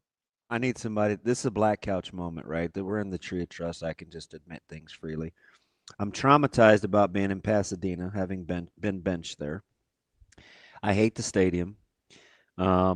So that's part of me not wanting UCLA to be good. But the other thing is I kind of want the Nico thing to fall. I want them to fall on their faces over how it was handled. And so anytime I'm being kind of ill-willed and petty, like karma catches up with me and I'm like, wow, these guys are going to be good. And I got to go to that game on the road. I'm like, don't be good. No, anyway, I got that off my chest now. It's personal. You feel better? Yeah, I do. Let me give you another. Let's go to the other quarterback down the street, just across the street from the gated community of Watts. How you feel about Maivia and Lincoln Riley? They've done a really good job. He's recruiting his tail off in 2026, and it's bugging me that we're kind of leaving him for dead. SC seems dangerous to me, even with all the portal talent that left. He restocked it seemingly in a hurry. He did. My concern with USC this year is the skill positions. Okay. They've done a good job. You can't lose a Branch and a Robinson, and right. The thing is, it wasn't just Branch and Robinson. It was Kyron Ware, Hudson. Like that, they got decimated the running back room through just guys graduating and moving on. Like that been the thing with Lincoln Riley, even dating back to Oklahoma. Is he always had good quarterback play, but they also had like talented players around, like future NFL talent around him. And I see future NFL talent on like the offensive line, but like the room just isn't what it was, and the wide receiver room isn't what it was. I'm not super like encouraged by the running back room. I mean, Quentin Joyner transferred out too. Like that was their spark plug at one point, and so that's my concern with them. I think the defense is going to take a significant step forward. I think they've done a really good job addressing their needs there. But yeah, my concern and what's keeping me hesitant, because I do think a full offseason, just like a full offseason between Dana Holgorsen and Dylan Raiola will be good. I think a full offseason of Jaden and Lincoln Riley, and where Jaden's okay, I'm QB1, I'm the guy. I think that's going to be beneficial for both parties. But I mean, of the quarterbacks Lincoln's had over the years, Jaden's the second. Where would you rank him? Like Miller Moss is probably the worst, and then he's right above Miller Moss, arguably. He's either worst or second worst. Yeah. I mean, I don't think there's any question about that. Right, and that's the thing. Like I mean, even again, Oklahoma, like Caleb Williams had NFL receiver, like a couple NFL, like future NFL type guys he was throwing to. Kyler had the same, Baker had the same, like those Jalen Hurts had the same. Like I don't love the skill positions. And maybe I'm missing somebody. Maybe I'm just Spencer Rattler. Maybe if you don't like Spencer Rattler. But I thought Spencer Rattler, especially at the college level, was a really good throw over the football. Like I think it just ultimately came down to you just had a much better guy in Caleb Williams on the bench. But yeah. Okay. Yeah. Coincidentally, both those guys are on pro rosters. Yeah, no, it's right, fair. and one was the top pick, so ain't bad. Right. Yeah. Like okay. Like I'll say this. Like I think Jacoby Lane is probably. I did forget Jacoby Lane's still there, but Jacoby Lane is a guy that I know NFL teams are like, this could be wide receiver 1 next year, and that's great. But it's like Corey Sims, the freshman that Nebraska was battling for last cycle. Like that's the guy. He's like on the 2D, right? Like I just don't love the depth right now at receiver compared to previous years. Okay, so Tim, let me ask you this, because we were talking about kind of the pecking order of things in the Big Ten this year. We've left out some teams that I think are. I mean, we keep forgetting about Iowa. Don't really know what. Okay, so we've got Iowa. I like Gronkowski. I'm curious to see the jump. I want to hear your thoughts between Iowa, Washington, Michigan State, and Wisconsin. Who do you think out of that group are you most confident in based on what you saw last year and what they've got going into this year? Washington. I like Washington. Damon Williams, Denzel Boston, Jett Fish is just a good football coach. Listen to what I'm telling you. He's a stud. Mm-hmm. That little dude is good. He's little. Yeah. He's little. Yeah. Have y'all watched Denzel Boston? I'd take Damon over Dante Moore. Yeah, I don't hate it.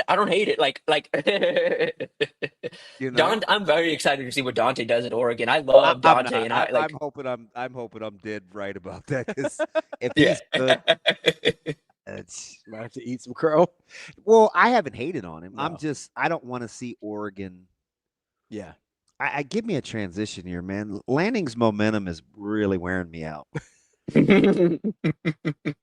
No, Dante's fun. I saw him in 7-on-7 a couple times, and I kept telling, I used to tell national evaluators who were like, I just don't love the frame. I don't love this. I was like, go stand behind him in 7-on-7. He's the most accurate quarterback I've ever been around. The ball placement and the touch he throws with is incredible. And from what I'm hearing from again, the Oregon side of things, how he was practicing this spring, he's back to that form. UCLA was a bit I didn't get the decision going to UCLA in the first place. I like the decision to go to Oregon, sit for a year, develop.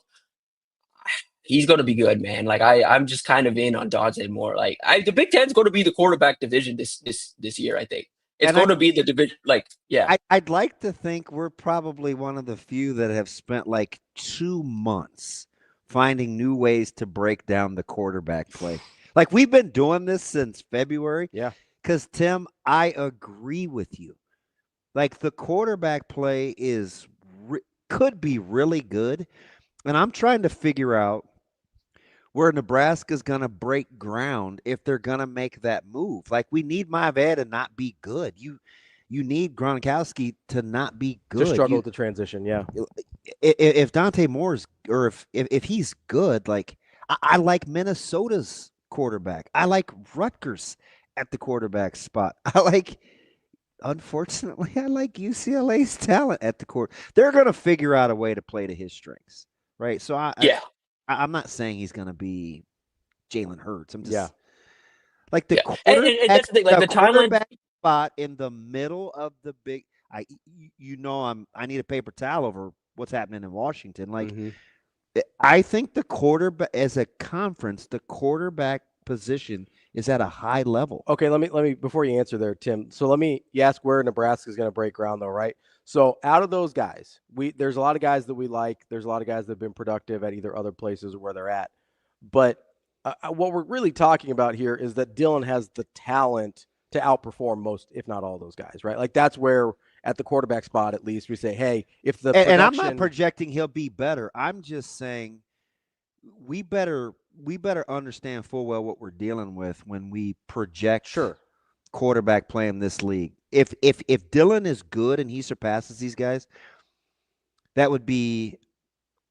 It's not like beating me out or or Shane. Like you're beating out real dudes. These are real dudes. Yeah, it's not like being the best, like one of the top 5 quarterbacks in like 2013 Big Ten. You know, it's being one of the best quarterbacks in a division that's probably going to produce 6 to 7, maybe more NFL quarterbacks potentially. Like just off physical. I mean, okay, like again, there's so many different ways you could look at it. Like if you just wanted to win a college game and you had your pick of any Big Ten quarterback, I think there's a few names you potentially take over Dylan Raiola right now. But if you're looking at, okay, who can I take and over the next 2 years develop and I think is going to be the best at the end of these 2 years, I think the only quarterback outside of Dylan in the conference you would maybe take is Nico. Yeah. Just off physical tools alone, off physical traits alone.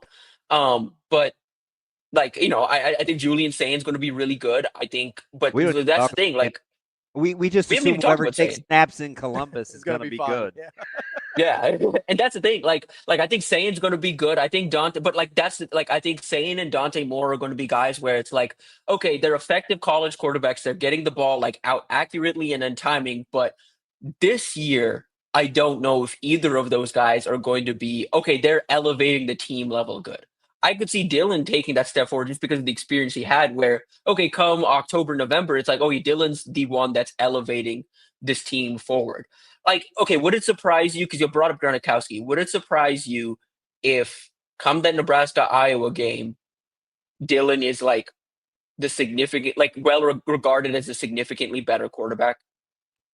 No, that would not surprise me. I do think he's better than most, but it's not Gronkowski's physical talents. He's a winner, and you're putting him in a culture where it's going to be tailor made to how he plays. He just makes plays. Now I don't know about comparing it to Big Ten talent, but from a mental makeup standpoint, oh shoot, he's right there with what they need. Yeah, and that's the thing. We could go into that game and Iowa could still come out and win that game because it's like, okay, they've got now a non-factor at quarterback, and they could still win that game, but just purely talking QB play. Yeah, I mean, it would not surprise me one bit if Dylan is regarded as significantly better. Iowa Nebraska game. I had to be honest, right? And that's why I don't like Sellers as much, because you use the term pure QB play. I don't mean to hate on athleticism and playmaking, but I do like being on schedule in crunch time and rhythm. You're projecting a lot with Sellers. It just takes so much for me to get there in my head, but it's not a direct comparison of what they have versus what we have. I'm just saying, I'm not always enamored with the playmaking style, even though you want the ability to, I want you don't have to rely on it. Yeah, right? It's just too hard games like that. Because if you're relying on it, then it's a little less predictable in terms of how you can score a little points, too right? boom or busty for me. I mean, there's a lot of Martinez there. Yes. Yes. That's the Taylor Martinez offense is really boom or bust. Or it's like, hey, we can't stay on schedule. We can't do a drive, but he may bust one out for 80 anytime we. Yeah, I don't want to see a scramble for a 4-yard loss and then be off schedule. You know what I mean? But then wait for the 70-yard run. Right. That's just, you mentioned. Yeah, you mentioned we talked about those 4 quarterbacks at the top. That's the thing with those other 3 compared to Sellers. All of those guys have proven they can play within the structure of the offense, can take the layups, can do those things. And I think that's why I mean I trusted those three over sellers right now, and why specifically I think with Arch and Dylan, it's like, okay, this is what you really like. Like DJ does some of that stuff really well. What really helped DJ was playing his senior year or junior and senior year in essentially a spread offense system that allowed him to take some of those layups and have a playmaker in a Jermaine Bishop who just committed to Texas, who recently named a 5-star player.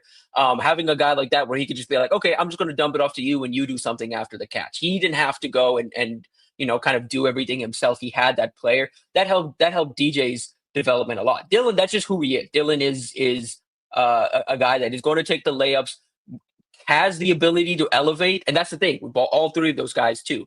They have the ability to make those plays and put the team on their back when they need to, but they take the layups. They're comfortable taking the layups, and they can play within structure. That's the gimmies. I'm talking about layups. Gotta take the gimmies. I might go from gimmies to layups, TV, because we're speaking. I'm just telling you, though, physically, like as a quarterback, Mendoza's a lot more gifted than O'Rourke. So, sure. Yeah. That's the wild card. That's the wild card in all of this. He's the one where, like, I don't know about the rest of the roster. Like, Indiana is doing this whole thing where it's like we're rebuilding through the transfer portal and the high school and we're developing. We'll see how it goes this year. I counted him out last year. We'll see how it goes this year. But yeah, like Mendoza is that, like, Mendoza's that guy, man. Like, he's more of a quarterback than a guy that we saw shred the Big Ten last year. Yeah. I'm not the first one saying this. I know, like, national evaluators are like he's kind of like the guy they're starting to crush on a little bit. Fernando Mendoza could be a first-round quarterback in 26. Like that, like would not surprise. Cut it out. It could happen. Like it's the traits, it's the tools, it's everything. Like he's, yeah. Hey, let me get you out of this. Mendoza or Mateer? Ooh. Oh, don't do that. I don't want Oklahoma good. No, but this you know my answer. It's Mendoza. I mean, long term, it's Mendoza. Like, it's Mateer for the college level, but long term, it's Mendoza. Gotcha. I'm just not a Mateer guy. Too much of the what I don't like. Yeah, and also just a lot of pedestrian numbers against good teams. Yeah, I'm wondering how that's going to translate to the SEC. I do think like Oklahoma. I'm sorry to hold up longer than. But, listen, again, this whole digital thing is a blessing. We do what we want to do. And the thing I've been thinking about this with.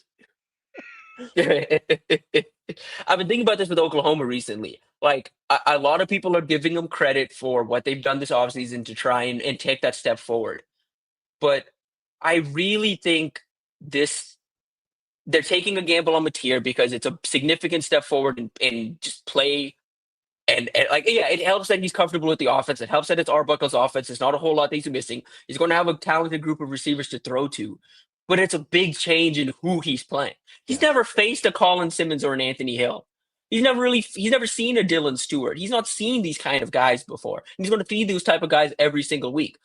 And then Jaden Ott, like, I just didn't. I understand wanting to spend up for an experienced quarterback or running back and getting a guy that can tilt the rock. Citing this guy has more carries and more like production than anyone else. The whole name of the game right now is finding quarterbacks without tread on their tires, not the ones with the most tread on their tires. Like, I think Ott can be good, and I think Ott can be a productive SEC quarterback or SEC running back. But to just be like, oh, well, he's got the most experience, he's got the most this and that, like, it's going to just immediately translate. I don't know. And the culture's intact. I think the defense is going to be solid, but that schedule's so difficult that, you know, you lose a couple of games. Like, I could see that team falling apart mid-season just because it's like, okay, well, Venables is just sitting on a hot seat at this point. And I'm not as in on Oklahoma or like in on this hype train like other people are. And it comes down to just, I still don't think they're SEC ready. Yeah, there's not a lot of Portland States and San Jose States on the roster this year, or on the schedule this year. Are for you Oklahoma. sure? Are you sure? Tim, appreciate the time as always. Great stuff. Love talking to you. Appreciate you joining us. We'll talk to you next week. Thanks, TV. Of course. Talk next week. Appreciate y'all. That's Tim Verghese from Inside Nebraska. Make sure you get out to Hurrdat Sports Bar and Grill this weekend, Saturday and Sunday. 75-cent wings all day, all weekend. Make sure you get out here either at La Vista or the Gretna location. We'll be back with more Hurrdat Sports Live.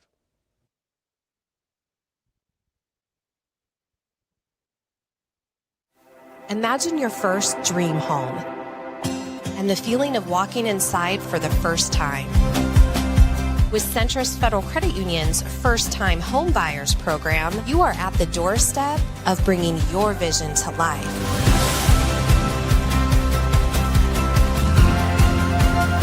Welcome home. From your neighborhood mortgage experts, Centrist Federal Credit Union. We are where you are.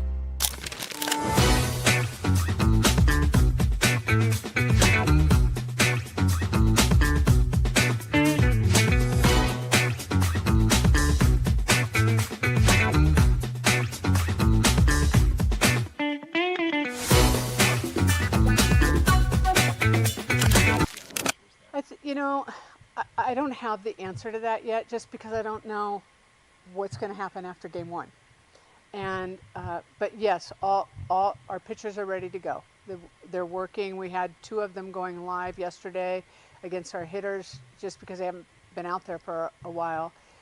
So it'll be interesting. I mean, Jordy's going to give us everything she has, but so are other pitchers. So I don't know yet, and I'm not trying to not give you the answer, but honestly I don't know. I've thought about it a lot.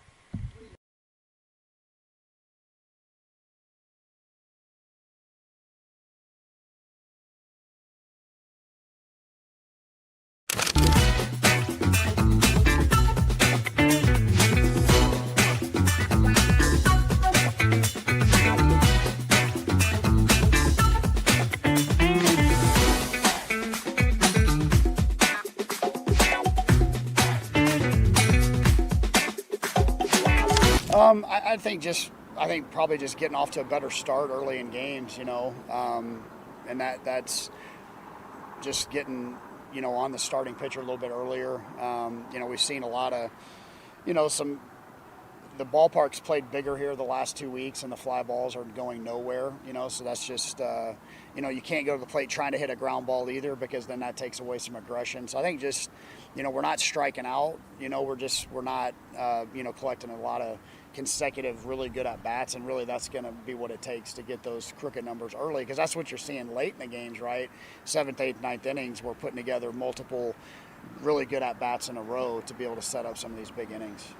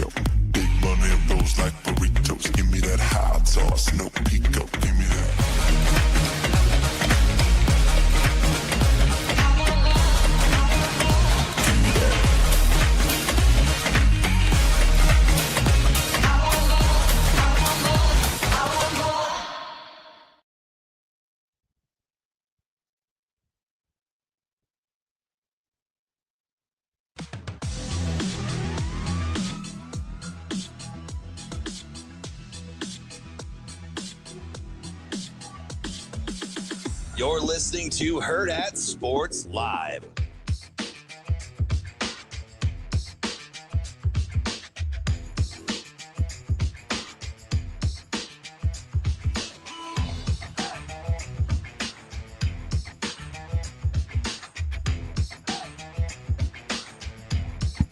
Welcome back, Hurrdat Sports Live. That's DB. I'm Ravi Lulla here at Hurrdat Sports Bar and Grill, reminding you can make an impact simply by choosing where to put your money, by banking local and specifically with a credit union. Credit unions embrace the philosophy of people helping people, meaning they reinvest in the communities they serve. For example, just last year, Centrist Federal Credit Union invested $250,000 back into the communities, and their employees donated over 1,900 volunteer hours. It makes a difference to bank locally and with a credit union.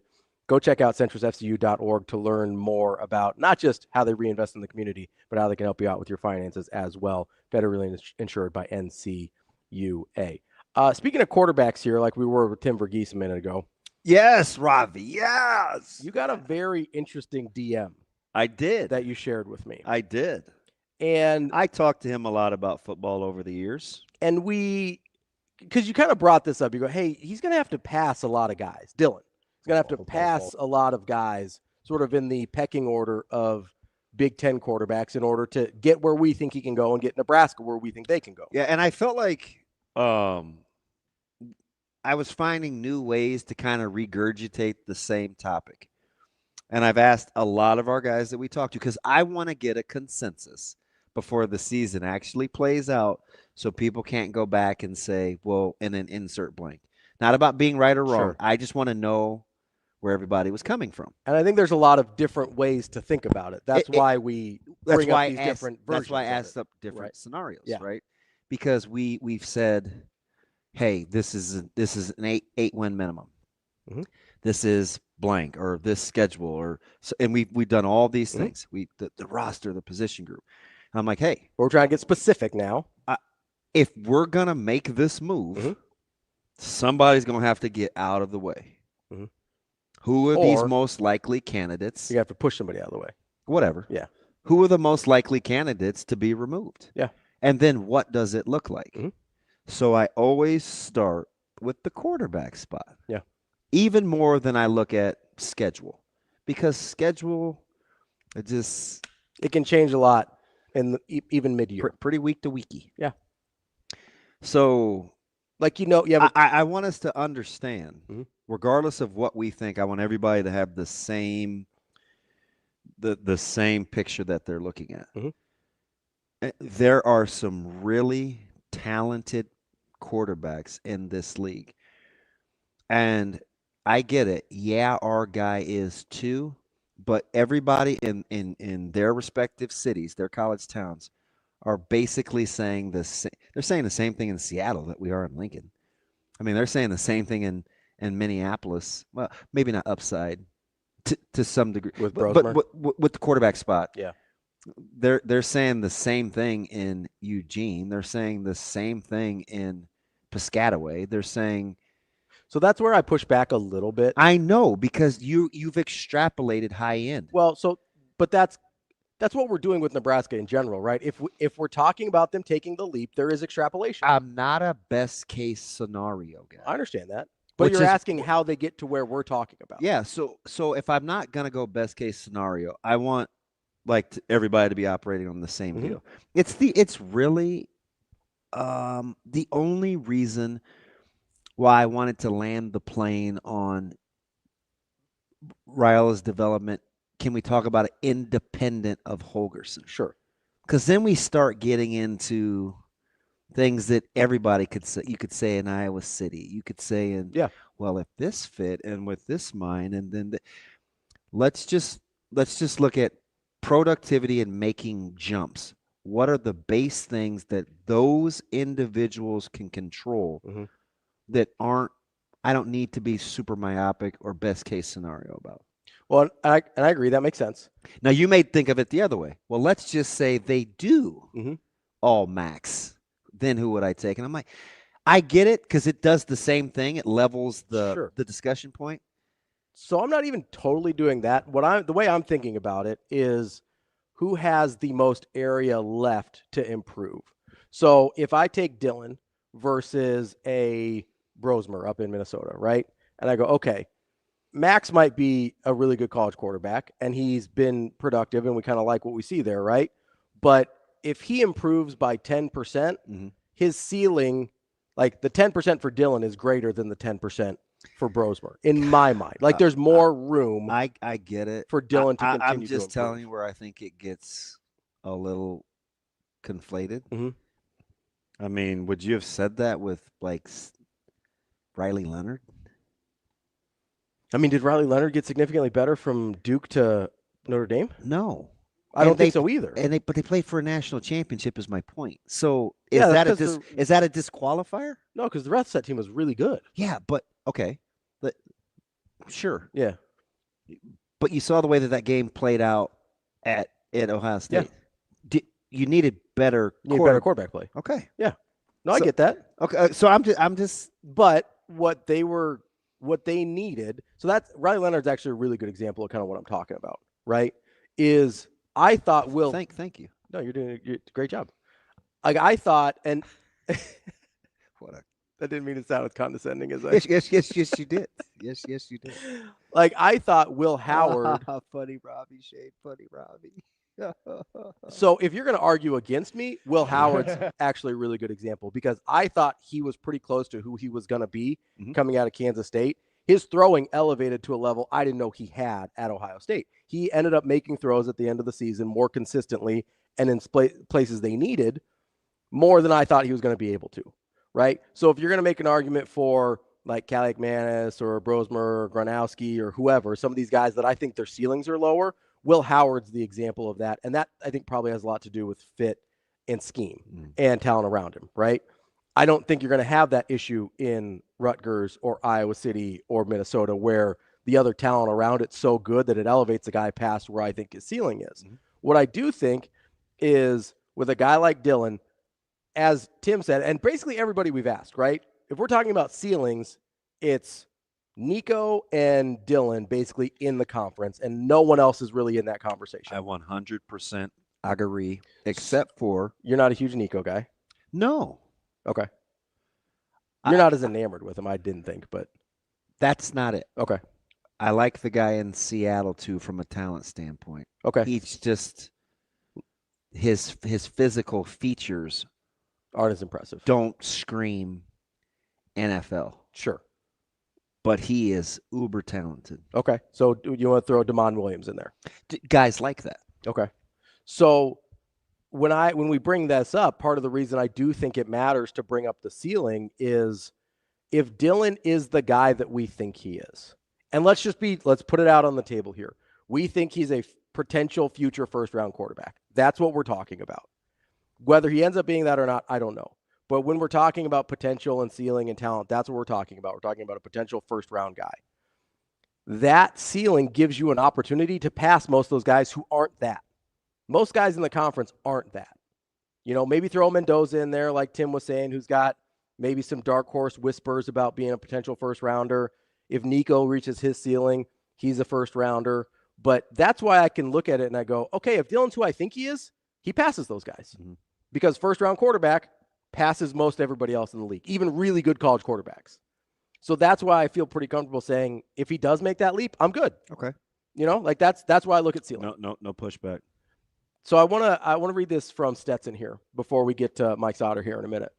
It was a really good response. It's a really good DM about sort of Dylan, his developments, and what happened last year, right? Because I think we all agree we really liked what it looked like early, kind of got away from him in the middle of the season, sort of started seeing those flashes again late once after Dana took over. He goes, I believe Dylan lost confidence in his wide receivers last year. I think as the season went along, he didn't think they were going to win their matchups and create space. He began hesitating to wait and see if they would come open. That hesitation started causing pressure to get home, you know, et cetera, et cetera. Pressure, bad throws, more sacks, all of that kind of creates a domino effect there. He says, I'm sure you recall Aaron Murray's critical comments about wide receivers' effort from the opener last year. And that game went well, so a lot of us felt some kind of way about Aaron Murray's critique about that. I remember I did. The fans were quite defensive about his comments, but I think the season proved him right, and I would agree there.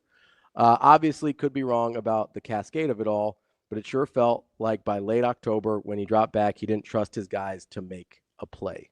And he brought up one particular catch. And it's a lot longer DM. Yeah, I was trying to say. And I know I get it because it's not great radio to read it all.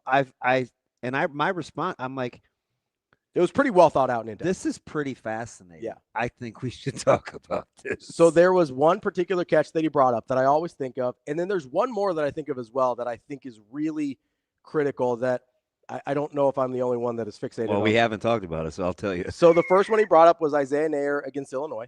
Yeah. The one in the end zone, originally called a touchdown, gets switched over to an interception, and that's a ball that probably needs to be a touchdown, right? The other one, and I can't even remember which game it is, but I can see it in my head. It was a post over the middle to Jalen Lloyd. Mhm. It was a jump ball. Jalen goes up for it. The defender goes up for it. Defender comes down with it. It ends up being an interception. I believe that was Dylan's first interception of the season. I think. I might be wrong. And I think I think of those two plays, and I go, I wonder how much that got in his head of, I can't throw a jump ball. So this is on the heels of, he's like, hey, I've been listening to the discussion with Bruns about the long ball. Mm-hmm. Now, if you remember, and good on, I like his football mind. And we've done this, he and I, for a long, long time. Remember, like in February, this wasn't February, it's like March, where I was talking about the difference between underthrowing and overthrowing is psychological. Mm-hmm. And I asked Bruns, I go, hey, I don't want to just backpat. And he goes, no, I think a lot of people are talking about this. So I was like, okay. But to this point, and I had this conversation with Foreman at a practice once. There's something that happens when you overthrow a guy or you miss him by a mile versus right there, just make a play. Mm-hmm. Like one, you lose, you're discouraged, but you both can lose confidence. Mm-hmm. One is fixable if you upgrade. The other is, this guy just isn't very good. Yeah. You're hoping that Nebraska has upgraded and that guy, along the lines of what Stetson is thinking, will be freed up now to go make plays.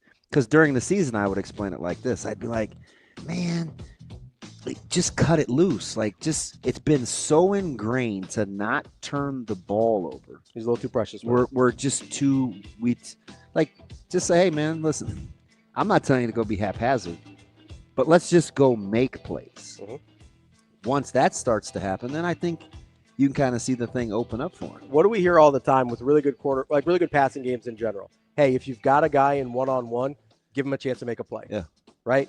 I think we got to a point last year where Dylan was not willing to let a guy go try and make a play. He's the first person that I heard talk about that from the wide receiver standpoint of confidence. And I felt like I got to probably entertain. That's legit. I think it's a factor. I don't know if it's everything, but I do think that was a factor in what we saw happen with Dylan last year. Yeah. Coming up next, we'll talk to Mike Sautter, Hurrdat Sports and NEBPreps. A lot going on. That's DB. I'm Ravi. Lulla, more Hurrdat Sports Live coming up next. I think this year definitely I try to be more of a voice to the guys, being a senior and having a lot of experience with college baseball, it definitely helps out a lot of guys that are, kind of newer in the game. So I think definitely being more of a voice this year than I was last year has definitely been something that I tried to improve on this year. So has that been difficult for you? Trying to just step out of your comfort zone a little bit is definitely something, I wouldn't say new, but it's definitely something a little difficult, but being with all these guys, you're all brothers, so it's just like you can say whatever you want. No one's gonna hate you. No one's gonna have disrespect for you. Everyone kind of knows that whatever you're saying, it definitely means something. So it was definitely a change that I had to work on. So.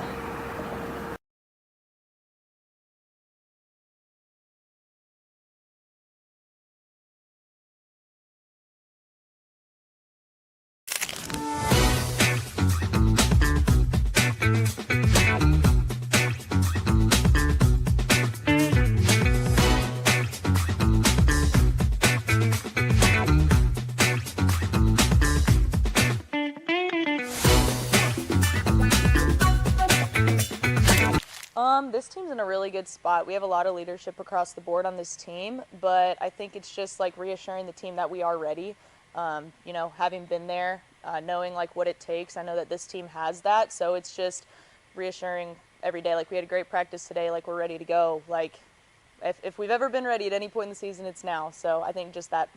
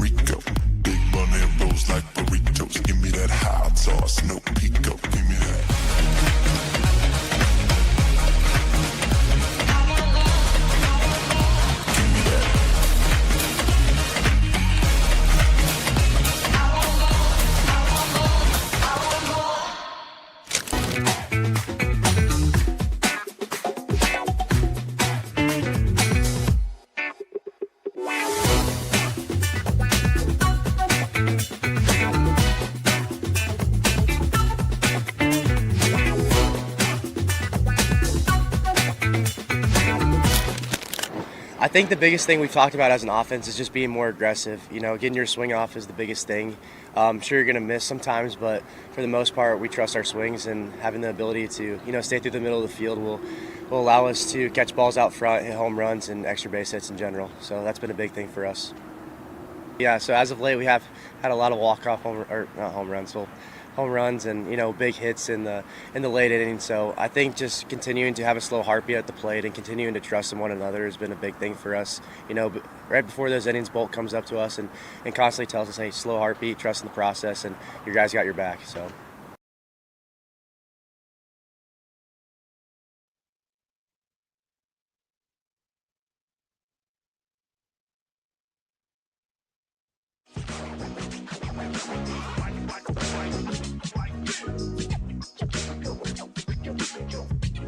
You're listening to Hurrdat Sports Live. Oh, yeah, no doubt, no doubt. Mike Sautter. Yeah. Mike Sautter. Oh, man, you're going to put me on the spot. Mike Sautter. Kicking off hour number 3 here on Hurrdat Sports Live, presented by Centrist Federal Credit Union. That's DB. I'm Ravi. Lulla here at Hurrdat Sports Bar and Grill. We're joined by Mike Sautter, Hurrdat Sports NEBPreps. What's up, Mike? Hey, how we doing? How we doing today? Jerome, what's up, buddy?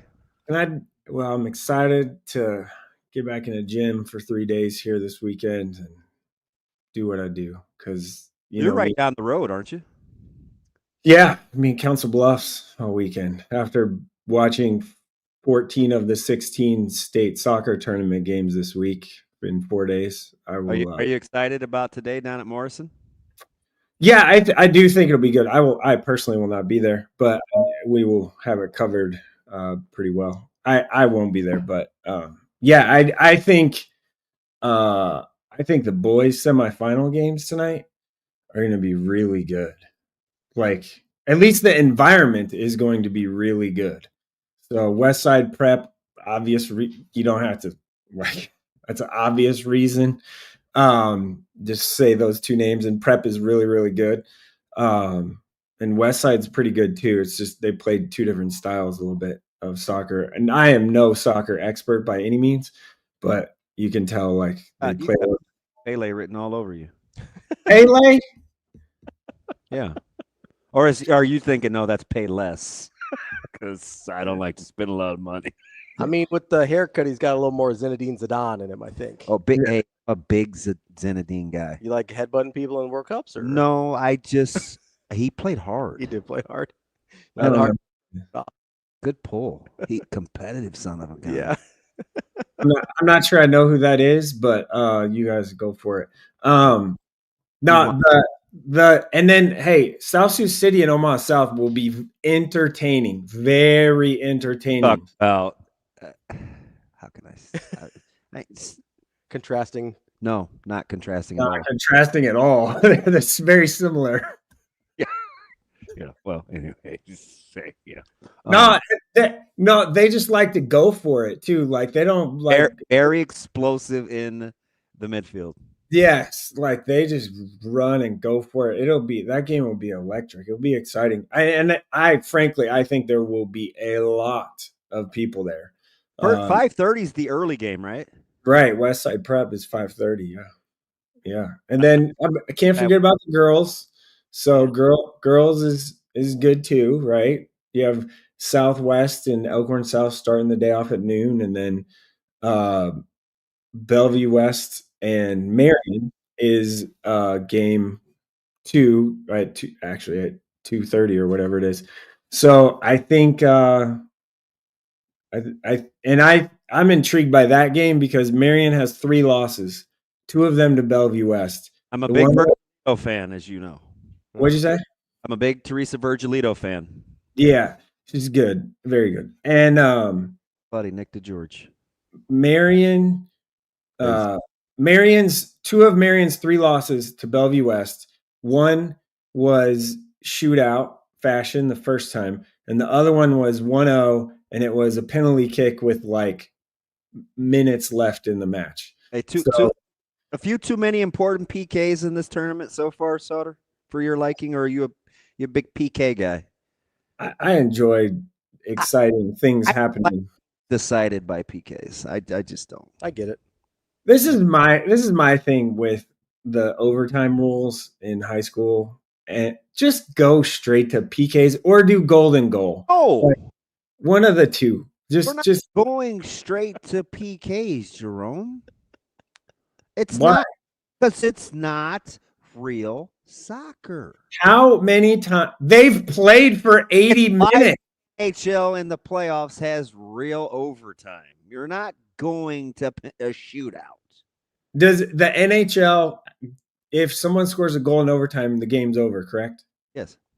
Okay, that's not the case in high school soccer. We're just not fast forwarding the PKs. Would you be okay with a golden goal? Sure. Yes. Okay. But better than PKs. Yeah. Better going straight to PKs. But what did he say first? He said PKs, then he said don't come on, man. How many times does high school soccer actually someone not enough for the consternation? I get the point. Do you want my wrist here? Just go straight to it because you're wasting 40 minutes of everybody's time basically because people just nothing ever. What if we made overtime a little bit shorter? Yeah, let's trim it down a little bit. Let's quietly, not quietly chastise me.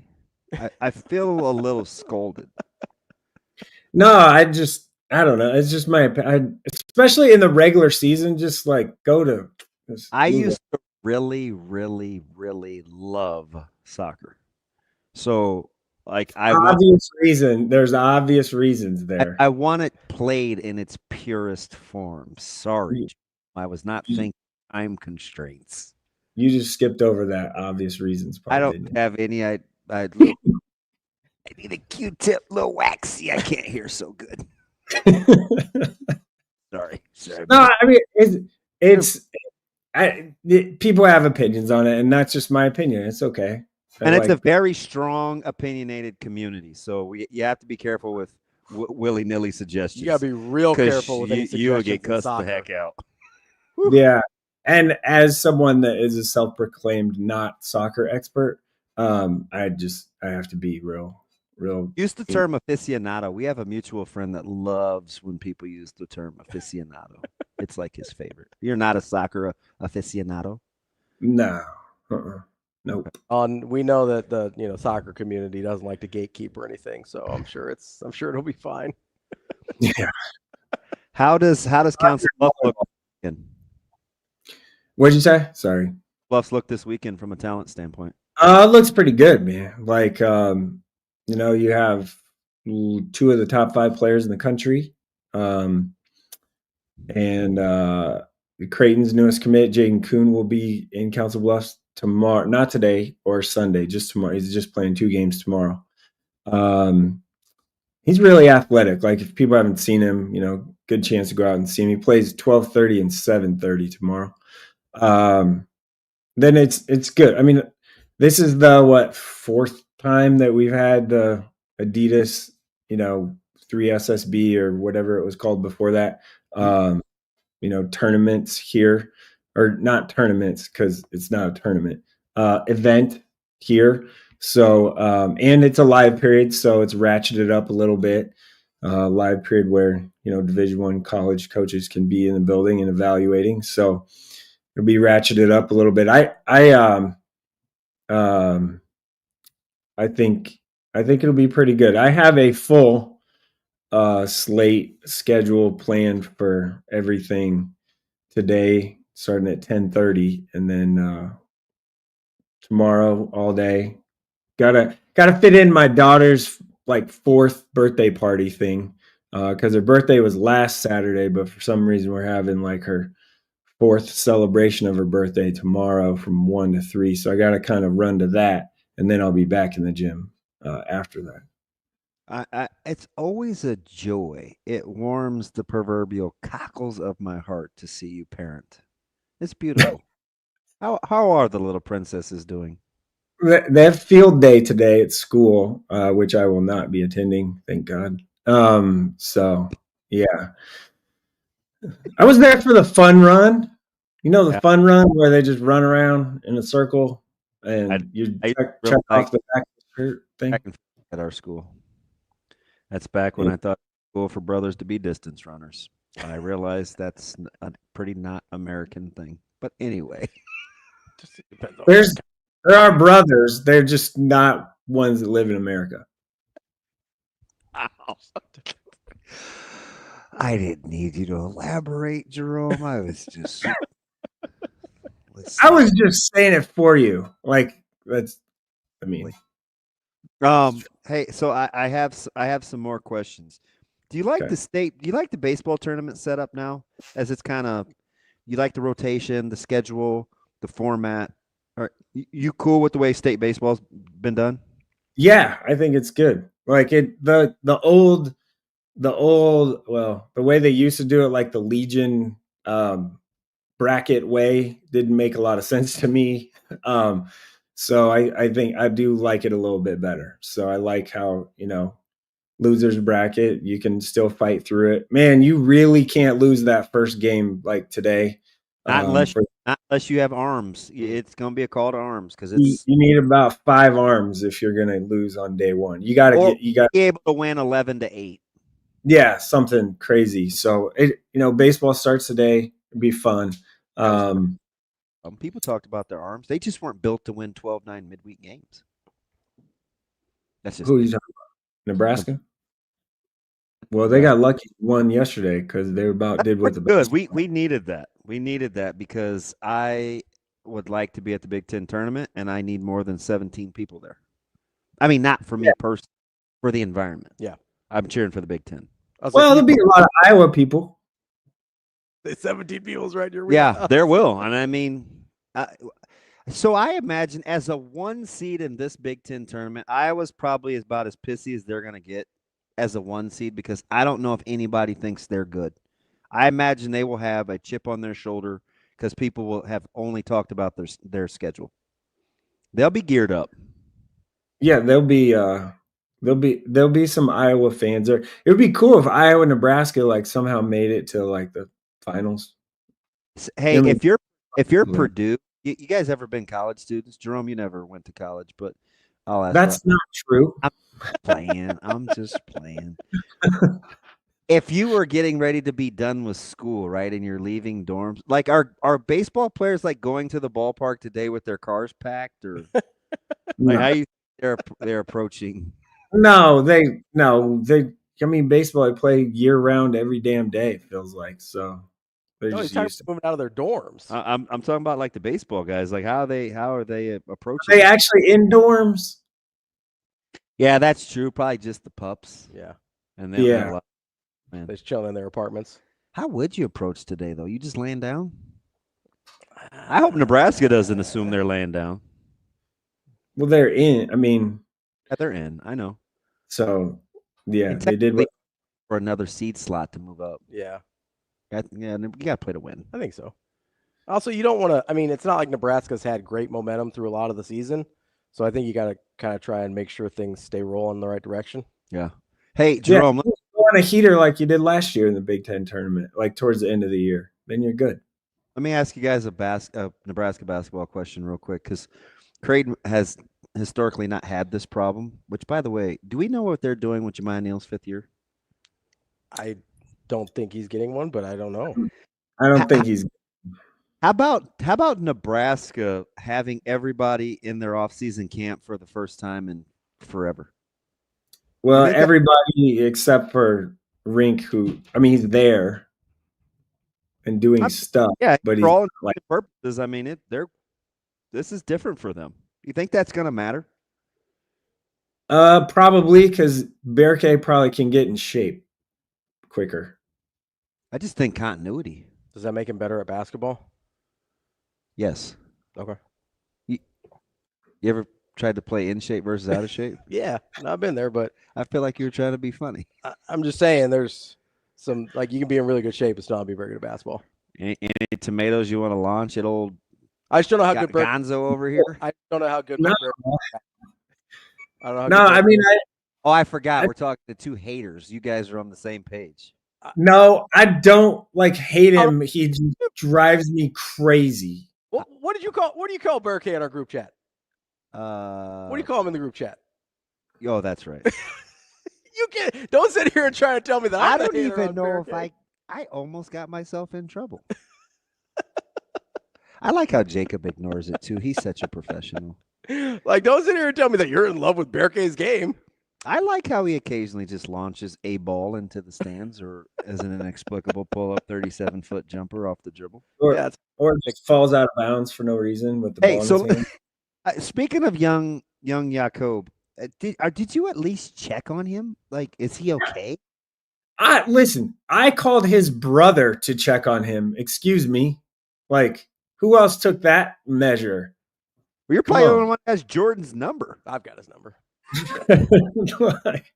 Great. I called his brother to make sure he was okay because I was like, okay, if he actually dislocated his ankle, then he's probably in the hospital and probably isn't taking calls. So I was like, okay, I'm gonna leave him alone, let him rest, and check him. See if he's fine. Happy he wasn't concussed because I need his memory.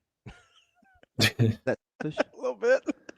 You need, You're on a scooter, ligament detached from your ankle so quickly it broke the bone. But I'm glad you didn't get a concussion because I need the Rolodex. I did. That probably didn't sound right. That's bad. Sorry, Jacob. I do. I did. Oh, I called it and got right into Cooper Flag usage rate and didn't even ask how he was feeling. Hey, how's the ankle? BT Dub, Cooper Flag usage rate. What's going on here, bud? I did that, Jerome. I feel bad. What a jerk. Oh, says that guy. It's the second time I've been called a name. Shane called me the F word this morning. He actually said it? Yes. Out of I don't know what made him mad, but he just was I'm still shook. He's like, all right. And I was like, I don't even think that was very kind. And then I'll take jerk though. I can be a little bit of that. That's fine. It's ridiculous. We're gonna talk to one at 9:45, so it's fine. Yeah. I saw it last week. He had his board up and everything. It was great. Sautter, can I ask you about quarterbacks here? Yes, please do. Let's talk about reason why everyone thinks that Jett Thomalla's offer is not real. Please. I'm prepared. I'm curious because old ass dudes on all their teams. Alabama, if you look at the offers that Jett has, Alabama's kind of an outlier in terms of program quality. And listen, I'm a big Matt Campbell, Iowa State guy. I hope he ends up going there because I like Jett. And I'm glad that Jett's getting some recognition for being a good quarterback this offseason as the offers roll in. But it does seem a little bit of an outlier in terms of program quality. So I think people wonder. I think that's a fair thing to ask. 3,664 yards. 69.6% completion rate, 47 touchdowns and 3 interceptions. But he's a bum? No one said he's a bum. People are kind of saying he's not good enough. No one here has said he's a bum. I'm not saying you guys are. I'm saying people. I didn't ask the question. You already know how I feel about him. Don't throw the you guys on there. I'm just listening to young Jett. I didn't say you guys. I said people. Talk to you, Jerome. Hey, listen. Yes, is it an outlier? Here's the deal, though. It's funny that Danny Kalen is an elite 11 quarterback, and this goes back to what the Bible study with these guys last week in Lincoln. Yeah, he friends and stuff. Okay, he makes the elite 11. Zane Flores makes the elite 11. Nobody was like, oh, not good enough for the offers he's getting. Nobody said that. Nobody. But all of a sudden, this one guy who threw for 70 freaking % of his passes. And by the way, if you watch Millard South, they passed it a little bit. Is all of a sudden not good enough because it's Alabama? I guess I don't understand. He's probably physically matured quite a bit in the offseason, I would imagine. He's probably gotten a tick more athletic. He's probably gotten better because that kid works on his craft all the time. Why are we we should be celebrating this, not throwing shade at it. right? Like I just don't understand. Like that's just what I don't understand. And hey, if Nebraska thinks that Dayton Raiola is better than Jett Thomalla, then so be it. That's fine. That's their opinion. That's their prerogative to feel that way. I have never seen Dayton Raiola play in person, but I would bet on Jett and then the next quarterback coming right behind him after that, Braylon Warren. I would bet on those guys if I'm them. But they don't have to. That's what they can do.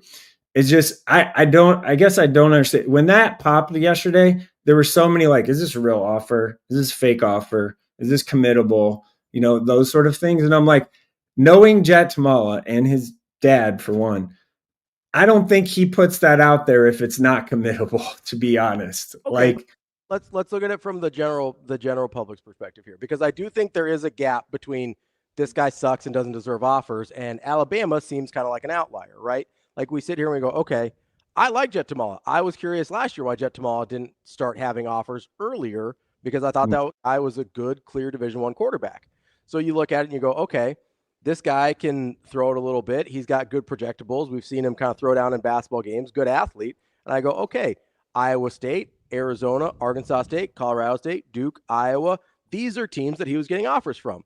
When you throw an Alabama in there, it is a little bit confusing in terms of the quality of offer. And then I understand what you're saying about committable versus non-committable, but if you're a person just that likes high school football in Nebraska and you go, okay, I know this guy's really good. I saw him play last year and the year before, but I'm looking at his offers. I don't always totally understand what's a committable offer, what's a non-committable offer, and I don't know Jett or his dad. Then you have no way of knowing. Like, it's a fair question to ask, to say, hey, is this real? When a lot of the stuff we see on social media with recruits is kind of nonsense, right? Like, if you don't have a personal relationship with the family or know anybody around them, it's a fair question. No, it can be a fair question. I just also I don't know don't about you, Sautter. I wouldn't let him talk to me like that. I mean, man, shoot. I don't think the instant reaction that has happened since he posted this offer yesterday at whatever time that was last night.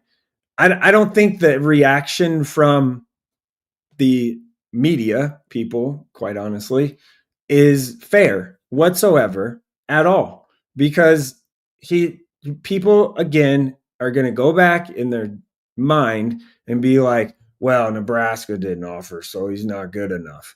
That's the reaction all the time. And hey, I'm getting the exact. I'm not saying you, Ravi, but I understand what you're saying about, like, hey, yes, it's an outlier, but do we also know for a fact? I don't think there's anyone on this planet that doesn't think he's good. I'm getting the exact opposite. I'm getting the people mad at Nebraska for not offering because Alabama offered. Like, I'm not getting not actually that good because Nebraska didn't offer. Yeah, I don't think that's a thing either. I'm getting the flip side of that, where it's like, they probably should be. If you're a Nebraska fan, you probably should be like, hey, what is going on here? But then you got to realize, like, okay, well, they already have their quarterback locked in. They're not going to take two. So you move on with your life. Back to the Jett Thomalla thing is so we do know for a fact, because it absolutely happened, that Ohio State, for all intents and purposes, wide receivers and quarterbacks, they produce NFL talent left and right, right? We all kind of agree on that, right? Like, we know for a fact that they came in town and watched him work out and throw, and he's still kind of on their board and all of that stuff, right? We know that because that happened a couple weeks ago. But no one was like, oh, like, blinked. People were like, oh, he's probably pretty good. Like, there's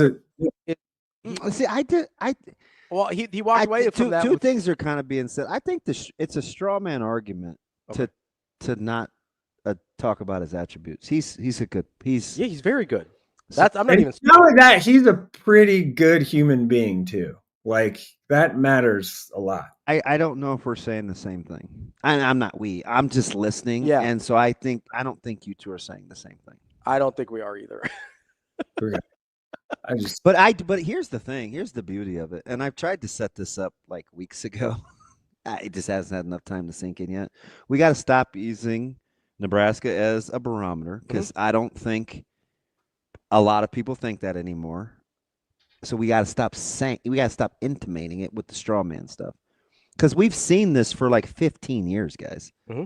where other guys have gone to states and they've been and not had Nebraska offers, and they've been just fine, really successful. And Nebraska hasn't won enough to like be the benchmark. And what's going to happen is if Nebraska ever gets good enough when they don't offer, and they are winning, we'll give them the benefit of the doubt. People won't care then either. Mm-hmm. Like right now, I just think it's because Nebraska's not winning enough. Like it's going to come up again with Braylon Warren. We're just horrified that a player from the state might get away, and it'll cost us games. So I just think we got to. I don't know. You guys got to move over. Yeah, no, I agree with you. It's time to kind of move on from that. But then when you see, hear, get text messages from people that like colleagues that I work with and people saying stuff and intimating stuff, I'm just like that's not where we're at here. Like, let's not be that. Like, that's just my thing. I don't know. I think you can have feel pretty on without having a conversation about whether he's good or not. That was the conversation I was having, because I think we all agree that he's very good. And I think we can all say, hey, the recruitment has gone, this kind of comes out of nowhere, seemingly, in terms of quality of offer versus how the rest of the recruitment's gone.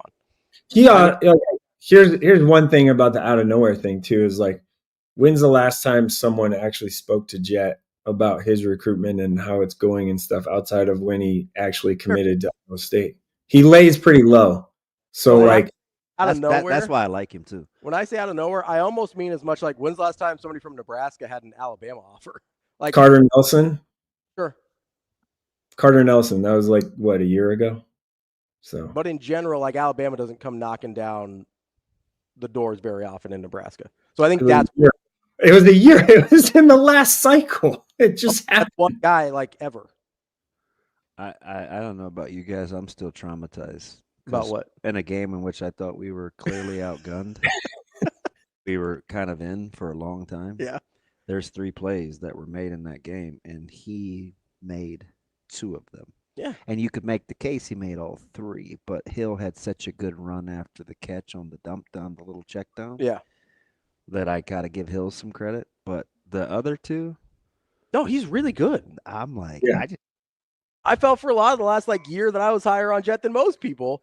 Remember, I didn't believe before. You know how fast that ball's coming out of his hand? because he processed it pretty quick. That ball's getting out of there. Okay. And he's got 2 years ago, it was like, oh, he's not athletic enough. He was just young. He was just young.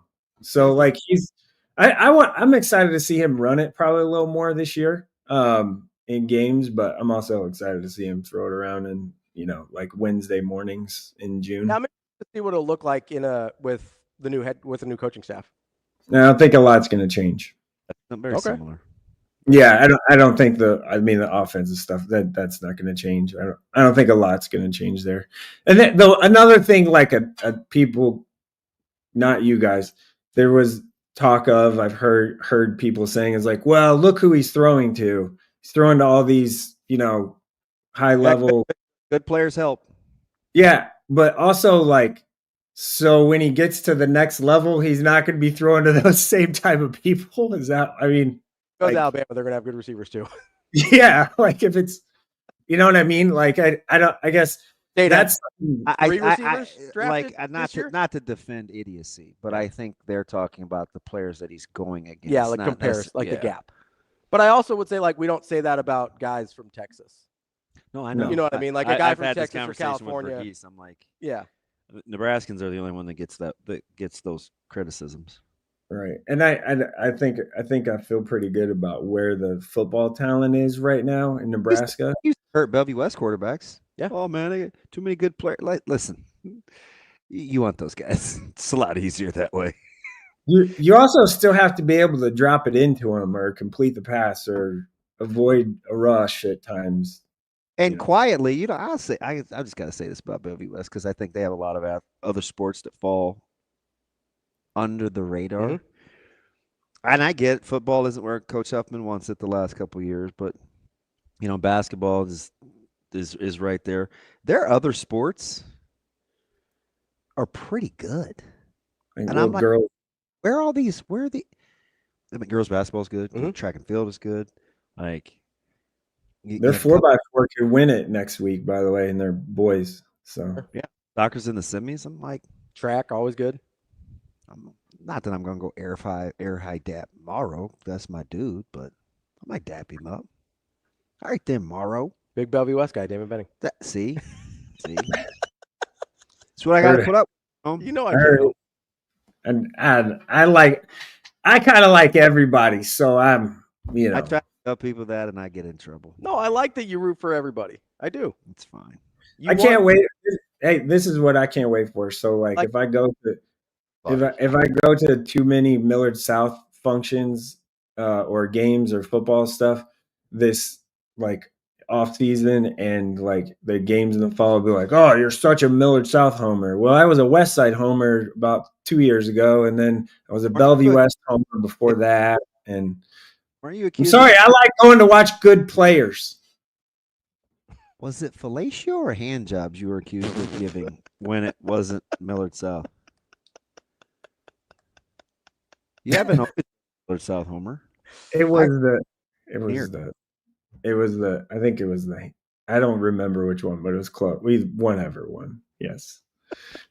I have one quick last question. Okay. Ready? Tougher 3-game stretch for Nebraska. You ready? Mm-hmm.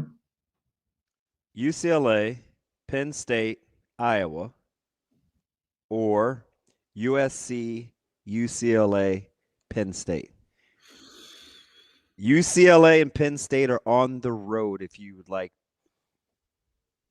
I think the Iowa one at the end, just because it's a lot different styles, a lot more physical and stuff like that. What do you say? I think it's the last stretch. Okay. Yeah. I think I'm the only one that thinks it's 2 Callies and a Penn State. You think USC is going to be good? Yeah, unfortunately. Penn State's going to be good. I know that. And again, I admitted this earlier. I am a little afraid of Pasadena. I'm traumatized. Got a little PTSD. It's not necessary to elaborate. Okay. Well, if it was, never mind. I was going to make a joke. Yeah, fuck it. I'm going to say it. Well, if it was Miami, where you were the 1996 Orange Bowl MVP, you have no fear of that place.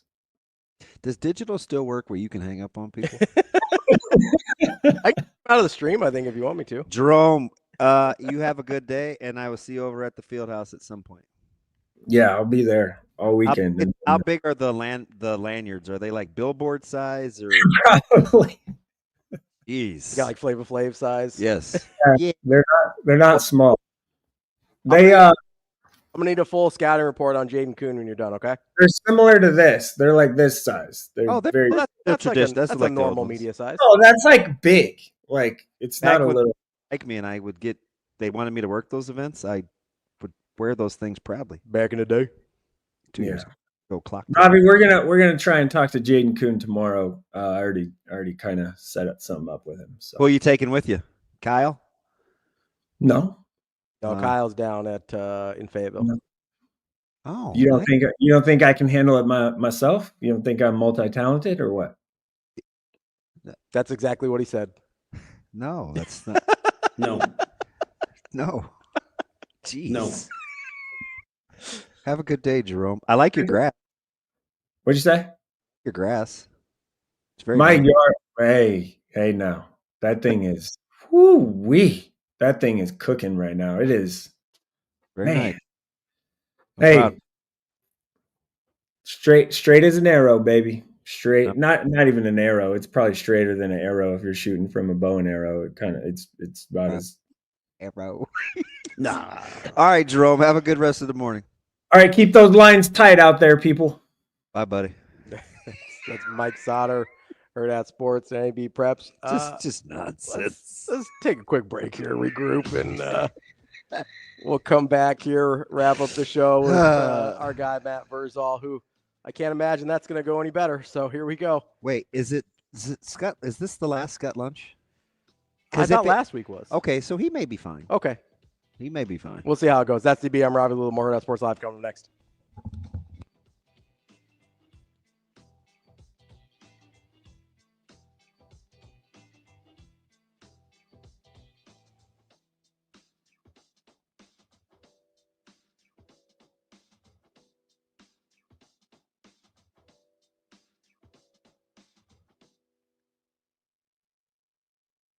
I think this year definitely I try to be more of a voice to the guys, you know, being a senior and having a lot of experience with college baseball. It definitely helps out a lot of guys that are, you know, kind of newer in the game. So I think definitely being more of a voice this year than I was last year has definitely been something that I tried to improve on this year. So Has that been difficult for you? you know, trying to just step out of your comfort zone a little bit is definitely something, I wouldn't say new, but it's definitely something a little difficult. But you know, being with all these guys, you're all brothers, so it's just like you can say whatever you want. No one's gonna hate you. No one's gonna have disrespect for you. Everyone kind of knows that whatever you're saying, it definitely means something. So it was definitely a change that I had to work on. So.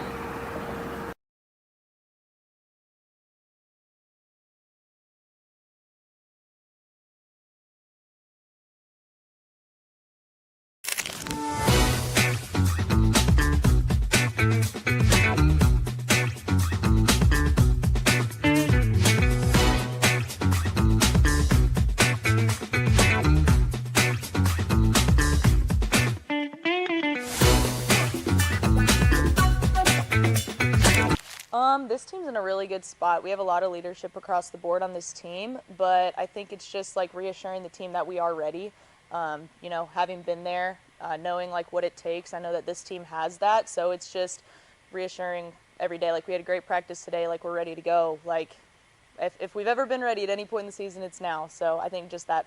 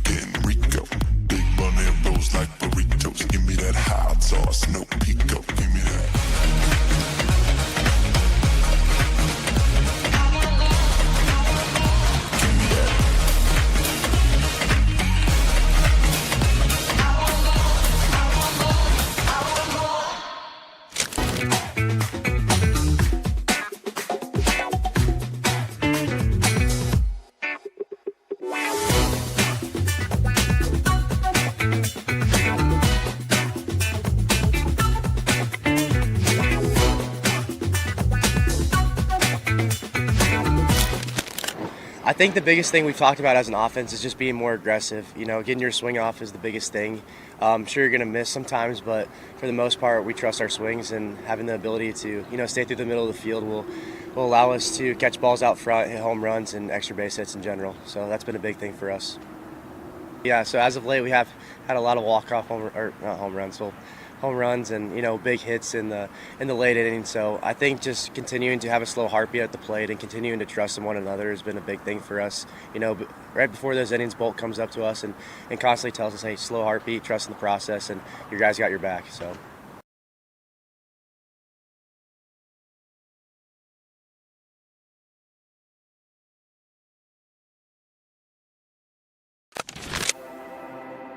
We're in the neighborhood, just down the street. With a wide variety of home equity products to help you create a relaxing oasis. So you can kick back and relax in comfort. Centris Federal Credit Union. We are where you are.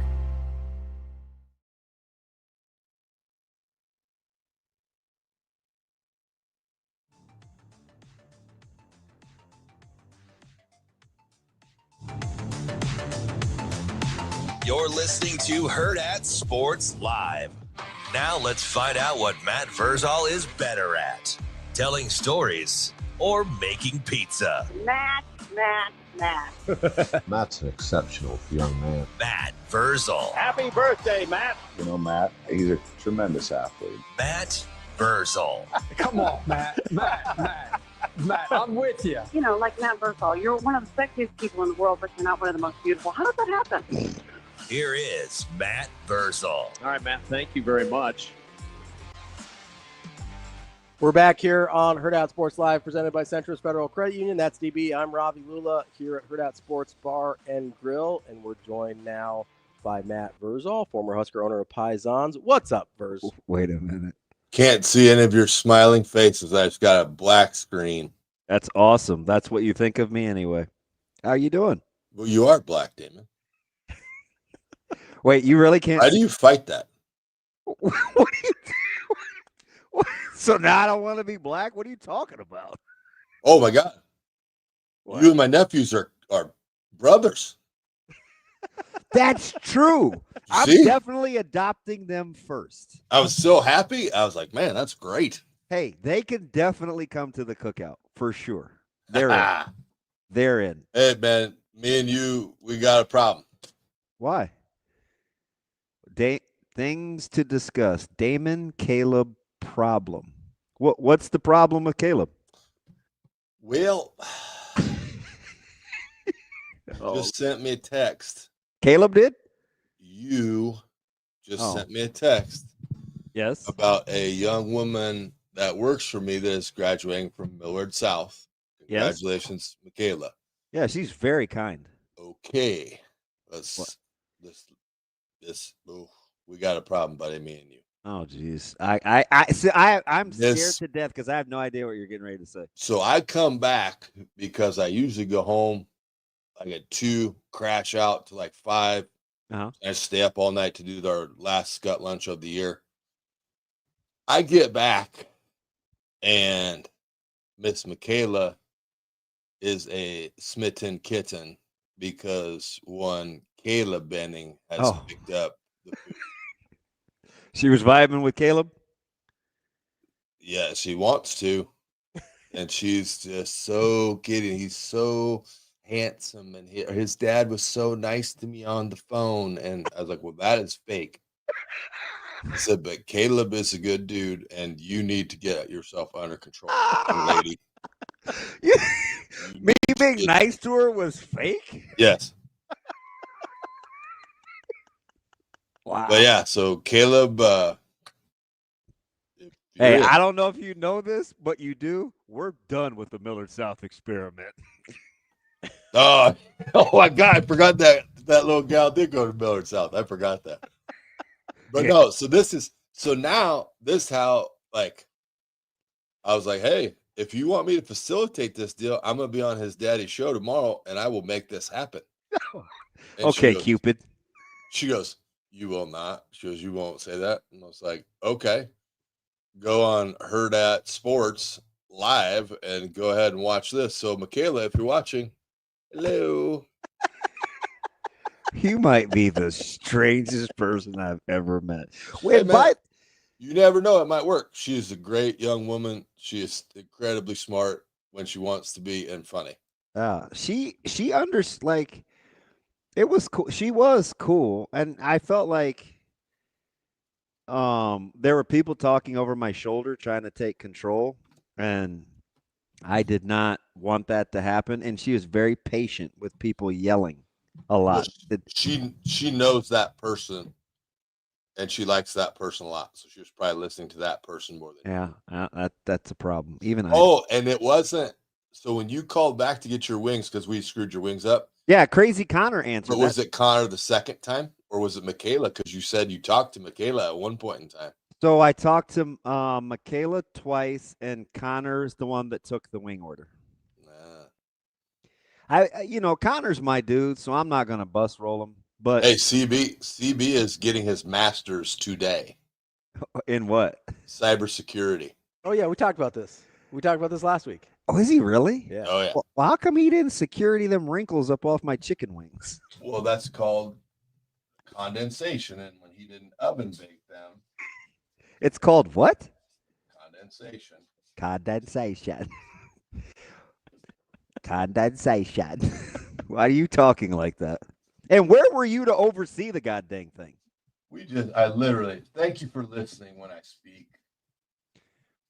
I just told you I was at home sleeping so I could get some sleep when I just go through the night. Hey, numbnuts, I heard that part, but I didn't. That's why I wasn't there. Well, Caleb didn't come until 7. How long did you sleep? I just said I get back 7:30, 8 o'clock. Oh, I did miss that part. I'm sorry. All I heard is blah, blah, blah. I'm a dirty whore. What? That's fine. Hey, Michaela, there's your name right there. You're a weirdo. No, you know how it is. If you say she looked me dead in the face. She goes, "I bet you won't do it." I was like, "Whoa, get ready to lose a bet, young lady." Hey, I have a question. Uh-huh. So far, Ben Johnson is getting rave reviews over running that office. Is that what you expected when he took over? Like a guy that would be like McVay, where everybody could hop on board with his vision? Because he could be Eberflus or Gaze, and he's not them guys. Probably not, but with where he's cut his teeth, I'm not that surprised he's able to do it. I think my lack of trust in it or lack of belief in it would come from being burnt for so long. And then the ownership group I'm not a fan of. And Poles is starting to, now we've got some linemen and I'm starting to warm up to him. But yeah, I wouldn't have expected it. I'm happy it's happening because it's been needed for forever and a day in Chicago. Hey, Poles got a reference this morning. It just happened to be because Ravi likes to swing from him, but he got a Ryan Poles reference this morning. I think that was yesterday. Was it? I think so. Oh, who's Ravi's jock riding? I don't even remember what we were talking about. Ravi's a big fan of the quarterback position in Nebraska taking a huge leap. Oh. Like all in. Ravi has Nebraska. Said that out loud? Yeah, Nebraska has. Blasphemed the program and. No. The other way. Like he's not even sugar free. You're like old school Kool-Aid, right? Yeah. I'm drinking the full diesel, fully sugared Kool-Aid. Yeah. Yeah. So what does that entail? Like he's starting with the quarterback spot. Just probably the two things I'm highest on are Dylan being who we think he is, or who most people think he is. Okay. And I'm very high on the defensive line. Oh, good guy to ask. Hey, let me ask you something, Mr. So hold on a second. Hold on. Sorry. Yeah. So the position group that lost its two stalwarts are high on that position. I like the people, the bodies they have in that room, and I think it's going to look different than it last year. 100%. I think they're going to play in a way that emphasizes the guys' abilities that are different than Ty and Nash. Like if you use these guys, if you use Riley and Keona Davis and Cam Lenhart and try and play like you did last year, you're going to be in big trouble. But I don't think they're going to do that. I think they're going to try and be a little bit more multiple and disruptive, and I like the bodies they have to try and do that a lot.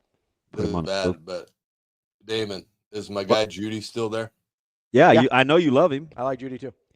What did you say about his?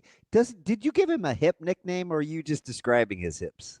No, he has really, really good hips. Like he is explosive.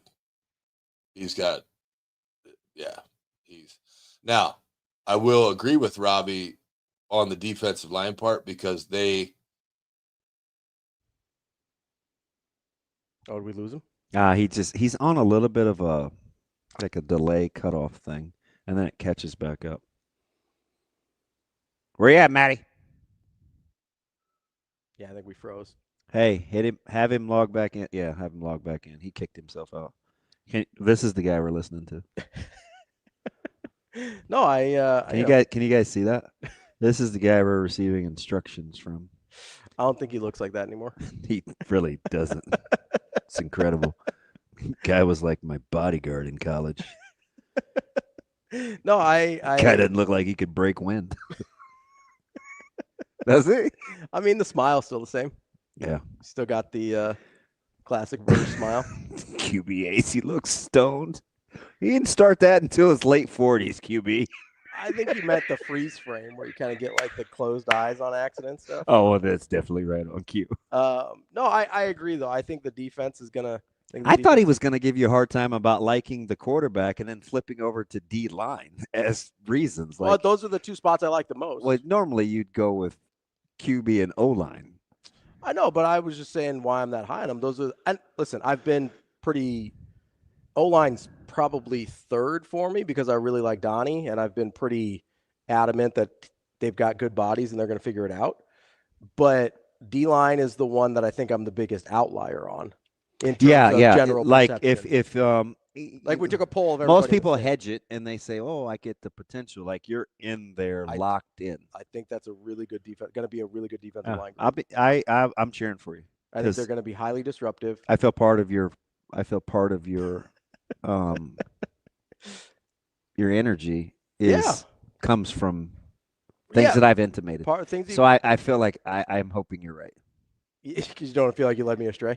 Yeah, sure. I feel responsible. There's some of it. I mean, some of it's from you. If he comes back, I'm going to ask him because he loved the O-line, his practices too. Yeah. And I want to ask him, how do you pit one against the other? Yeah, absolutely. I think we've got him back now. There he is. What up, Maddie? Can you hear me, bud? I got you. Hey, so it's interesting because you liked the O-line that day, and you got particular and got in the weeds with some guys that I was like, hey, man, good call. How do you pit whether your offensive line is developing versus, man, they're not – like how do you gauge it against the D-line and not disparage one or the other? For the linemen, like if you look at the line and you want to equate how they're doing, like time to throw the ball, clear definition of a running lane, those kind of things. Running back may miss it, quarterback might miss a throw, whatever. But if you see those things, then you'll be in a lot better shape. I've never pit one against the other, like an offensive line or defensive line, because I think when that's your most competitive setup every day, those two position groups have good, then you're going to be amazing. But when you have one that dominates and then one that takes it, okay? Or like if you have a position group, it's like, oh no, they just kicked our ass today. And then the next day it's like, oh, they just kicked our ass again. And the third day it's like, oh, they got lucky today. They kicked our ass for a third straight day. No. And then when you have like coach intervention, that's another huge problem. Like you hear we'll do it from an offensive standpoint, but you hear, God damn it, defense, don't blitz, don't this, don't the. I'm like, okay, well, that's fine. Are you going to say that during the game? Are you going to call timeout and walk across the field and yell at somebody and say, hey, don't blitz right now, okay? You're being mean. That's how usually you can tell when a setup is really good, is when that's the most lively part of the day. Like those guys just getting after it. So did you watch much interior line play on the defensive side of the ball? I know one guy you do like. You guys both like the same. I think you guys both like 97. Keona? Yeah. Yeah. Wait, who did – I don't want to – I was 16. Yeah. So Judy. Yeah. I like Judy a lot. There was one more, though. Do you remember? That was so long ago. Well, I didn't really have a problem with any of them. Like, and I really liked the coach. Like he, drills were going. There was intense. There wasn't a lot of like lag time. There wasn't a lot of standing around. I think his drills are kind of tough. As they should be. I'm like, fudge. Have you forgotten what it was like when we practiced? Well, I'm going to go ahead and tell you, newsflash, I certainly wasn't watching the D line. No. This is for universal group like practices. Did you look forward to the one hand, kick your leg up, secure the ball, Frank yell at you drill? Or the running through the little gauntlet thing with the spears sticking out of the side that are on coils that a tractor couldn't drive through? No. Yeah, right? Like practice should be uncomfortable and annoying and repetitive and hard. My favorite is due to heat, we're going to practice at this time, and it used to be when's it the hottest? That's when we're going. Yeah. So when are you guys expecting it to be 104? Oh, about probably 3:45. Okay, guys, we're gonna warm up at 3:30. Yeah, let's meetings back to 2:15 today. You're like, what? Cut the goddamn grass. But when you get back to the game being the easiest part of your week, like that's the goal. I really like those coordination. Even Jay Moore, who's been taught at multiple levels, was like, those are tough defensive line drills. Like it hurts my shoulder just watching. Like some of their stuff that they're asking those guys to do from a technique standpoint, I was pretty happy with. And I like Knighton too, so I'm not slandering one. I'm just like, I think Brain's pretty good though. These are big boy drills. Right. But that's got to be the expectation. Like, I'm not disparaging anyone. I know that the rebuild and the 3-year plan and kind of how it goes for Rule and his plan, we're right on path, and that's awesome. Because for the first time in a long time, like I think you can go look at the schedule, and you could honestly find 8 pretty quick right out of the gate. Oh, really? Yeah, I do. I feel I got to get with the program. I think you can get that. No, you don't though. I can get to 8. Now I got to sell you on a couple, but I can get there. Okay, now that's fair. Yeah. Yeah. So now you're into that crazy world that I love, that I learned at my first spot in Malcolm. If you're just dumb enough to be dangerous, and once you start to win consistently, and that becomes a drug to you, then your brain will take over and say, hey, you lazy ass, we're doing this drill better, or we're not getting our ass beat today, or we're going to figure this out, or, oh, this set of motherfuckers thinks they're better than us, and we're going to go beat their ass and show them they're not. Like, that's what I want to see. When the brain takes over and tells the body, listen, you might be sore, I don't give a shit. We're going that way, we're going fast, and we're going to knock some motherfuckers out. That's what we're doing. Because now you can go back through it and you can think. Because there were games that we went into that we weren't better, but guess what? Or we would cry about being sore. Like it's history that we were with these machines. Like, and then when the homies from the other team rolled out and they started getting hit, they're like, whoa, you guys could probably calm down a little bit. Like, no. Hey, let me ask you something about the special teams aspect of what Nebraska wants to do. How much do you think when you heard a guy that you're familiar with and Eckler say, you know what, we play young guys on special teams. We have a lot of what's the word I'm looking for when you can utilize something in a different place? Like versatility? No, it has flexibility, adaptability, portable. A lot of portable availability. Oh, that you forgot your own word. Okay, buddy, you said portable a lot. It's why it's important to have a good running game. It's portable. You can take it on the road with you. It's rainy, you can run it, and it's windy, you can run it. You said that. Don't act like you didn't. Whose delivery is that, though? And what are you doing with your body language? That's you. That's funny, man. You need a sheet too. Then you could write down, mocked my movements. No, I think that's childish. And when we cut up the clips and people can see that whiteboard, I think it's like the funniest thing ever because people are like, what the heck?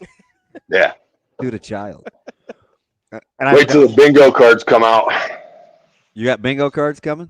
Getting Damon Benning slander bingo cards. Things that you said to me that are mean.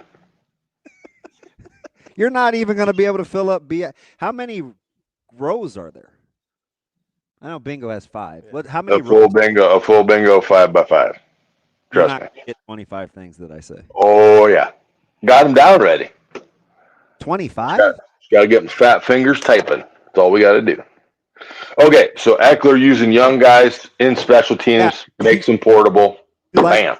You like how when you see those practices, how that is like intentional. You think that can win this first year in the Big Ten? I like the drills they're running. They're very specific drill. You can say, when we punt, you will be in this situation. This is how we are going to win. Okay? I have said for the regime before, and the regime before that, and the regime before that, I will know you're good when I see you have freshmen and sophomores on your special teams. I will know that. The one of my favorite photos of all time is there is a punt formation, and I believe Wistrom is a guard, and Tomich is a tackle, and Johnny Vett is the tight end. And it was the 94 Orange Bowl. Well, 95 game, 94 season. But them dudes weren't that old. But they were out there. Clusters in it. Like you got starters and you got future stars. Up back on punt. Yeah. People crazy? No. Because you show it's important. You got a young guy on that team, like them young dudes on it, like, why am I on punt? I'm a Missouri player of the year. Why am I on punt? I'm a freak athlete and stronger than everyone, Jared Tomich. Ved, you can understand. He's just crazy.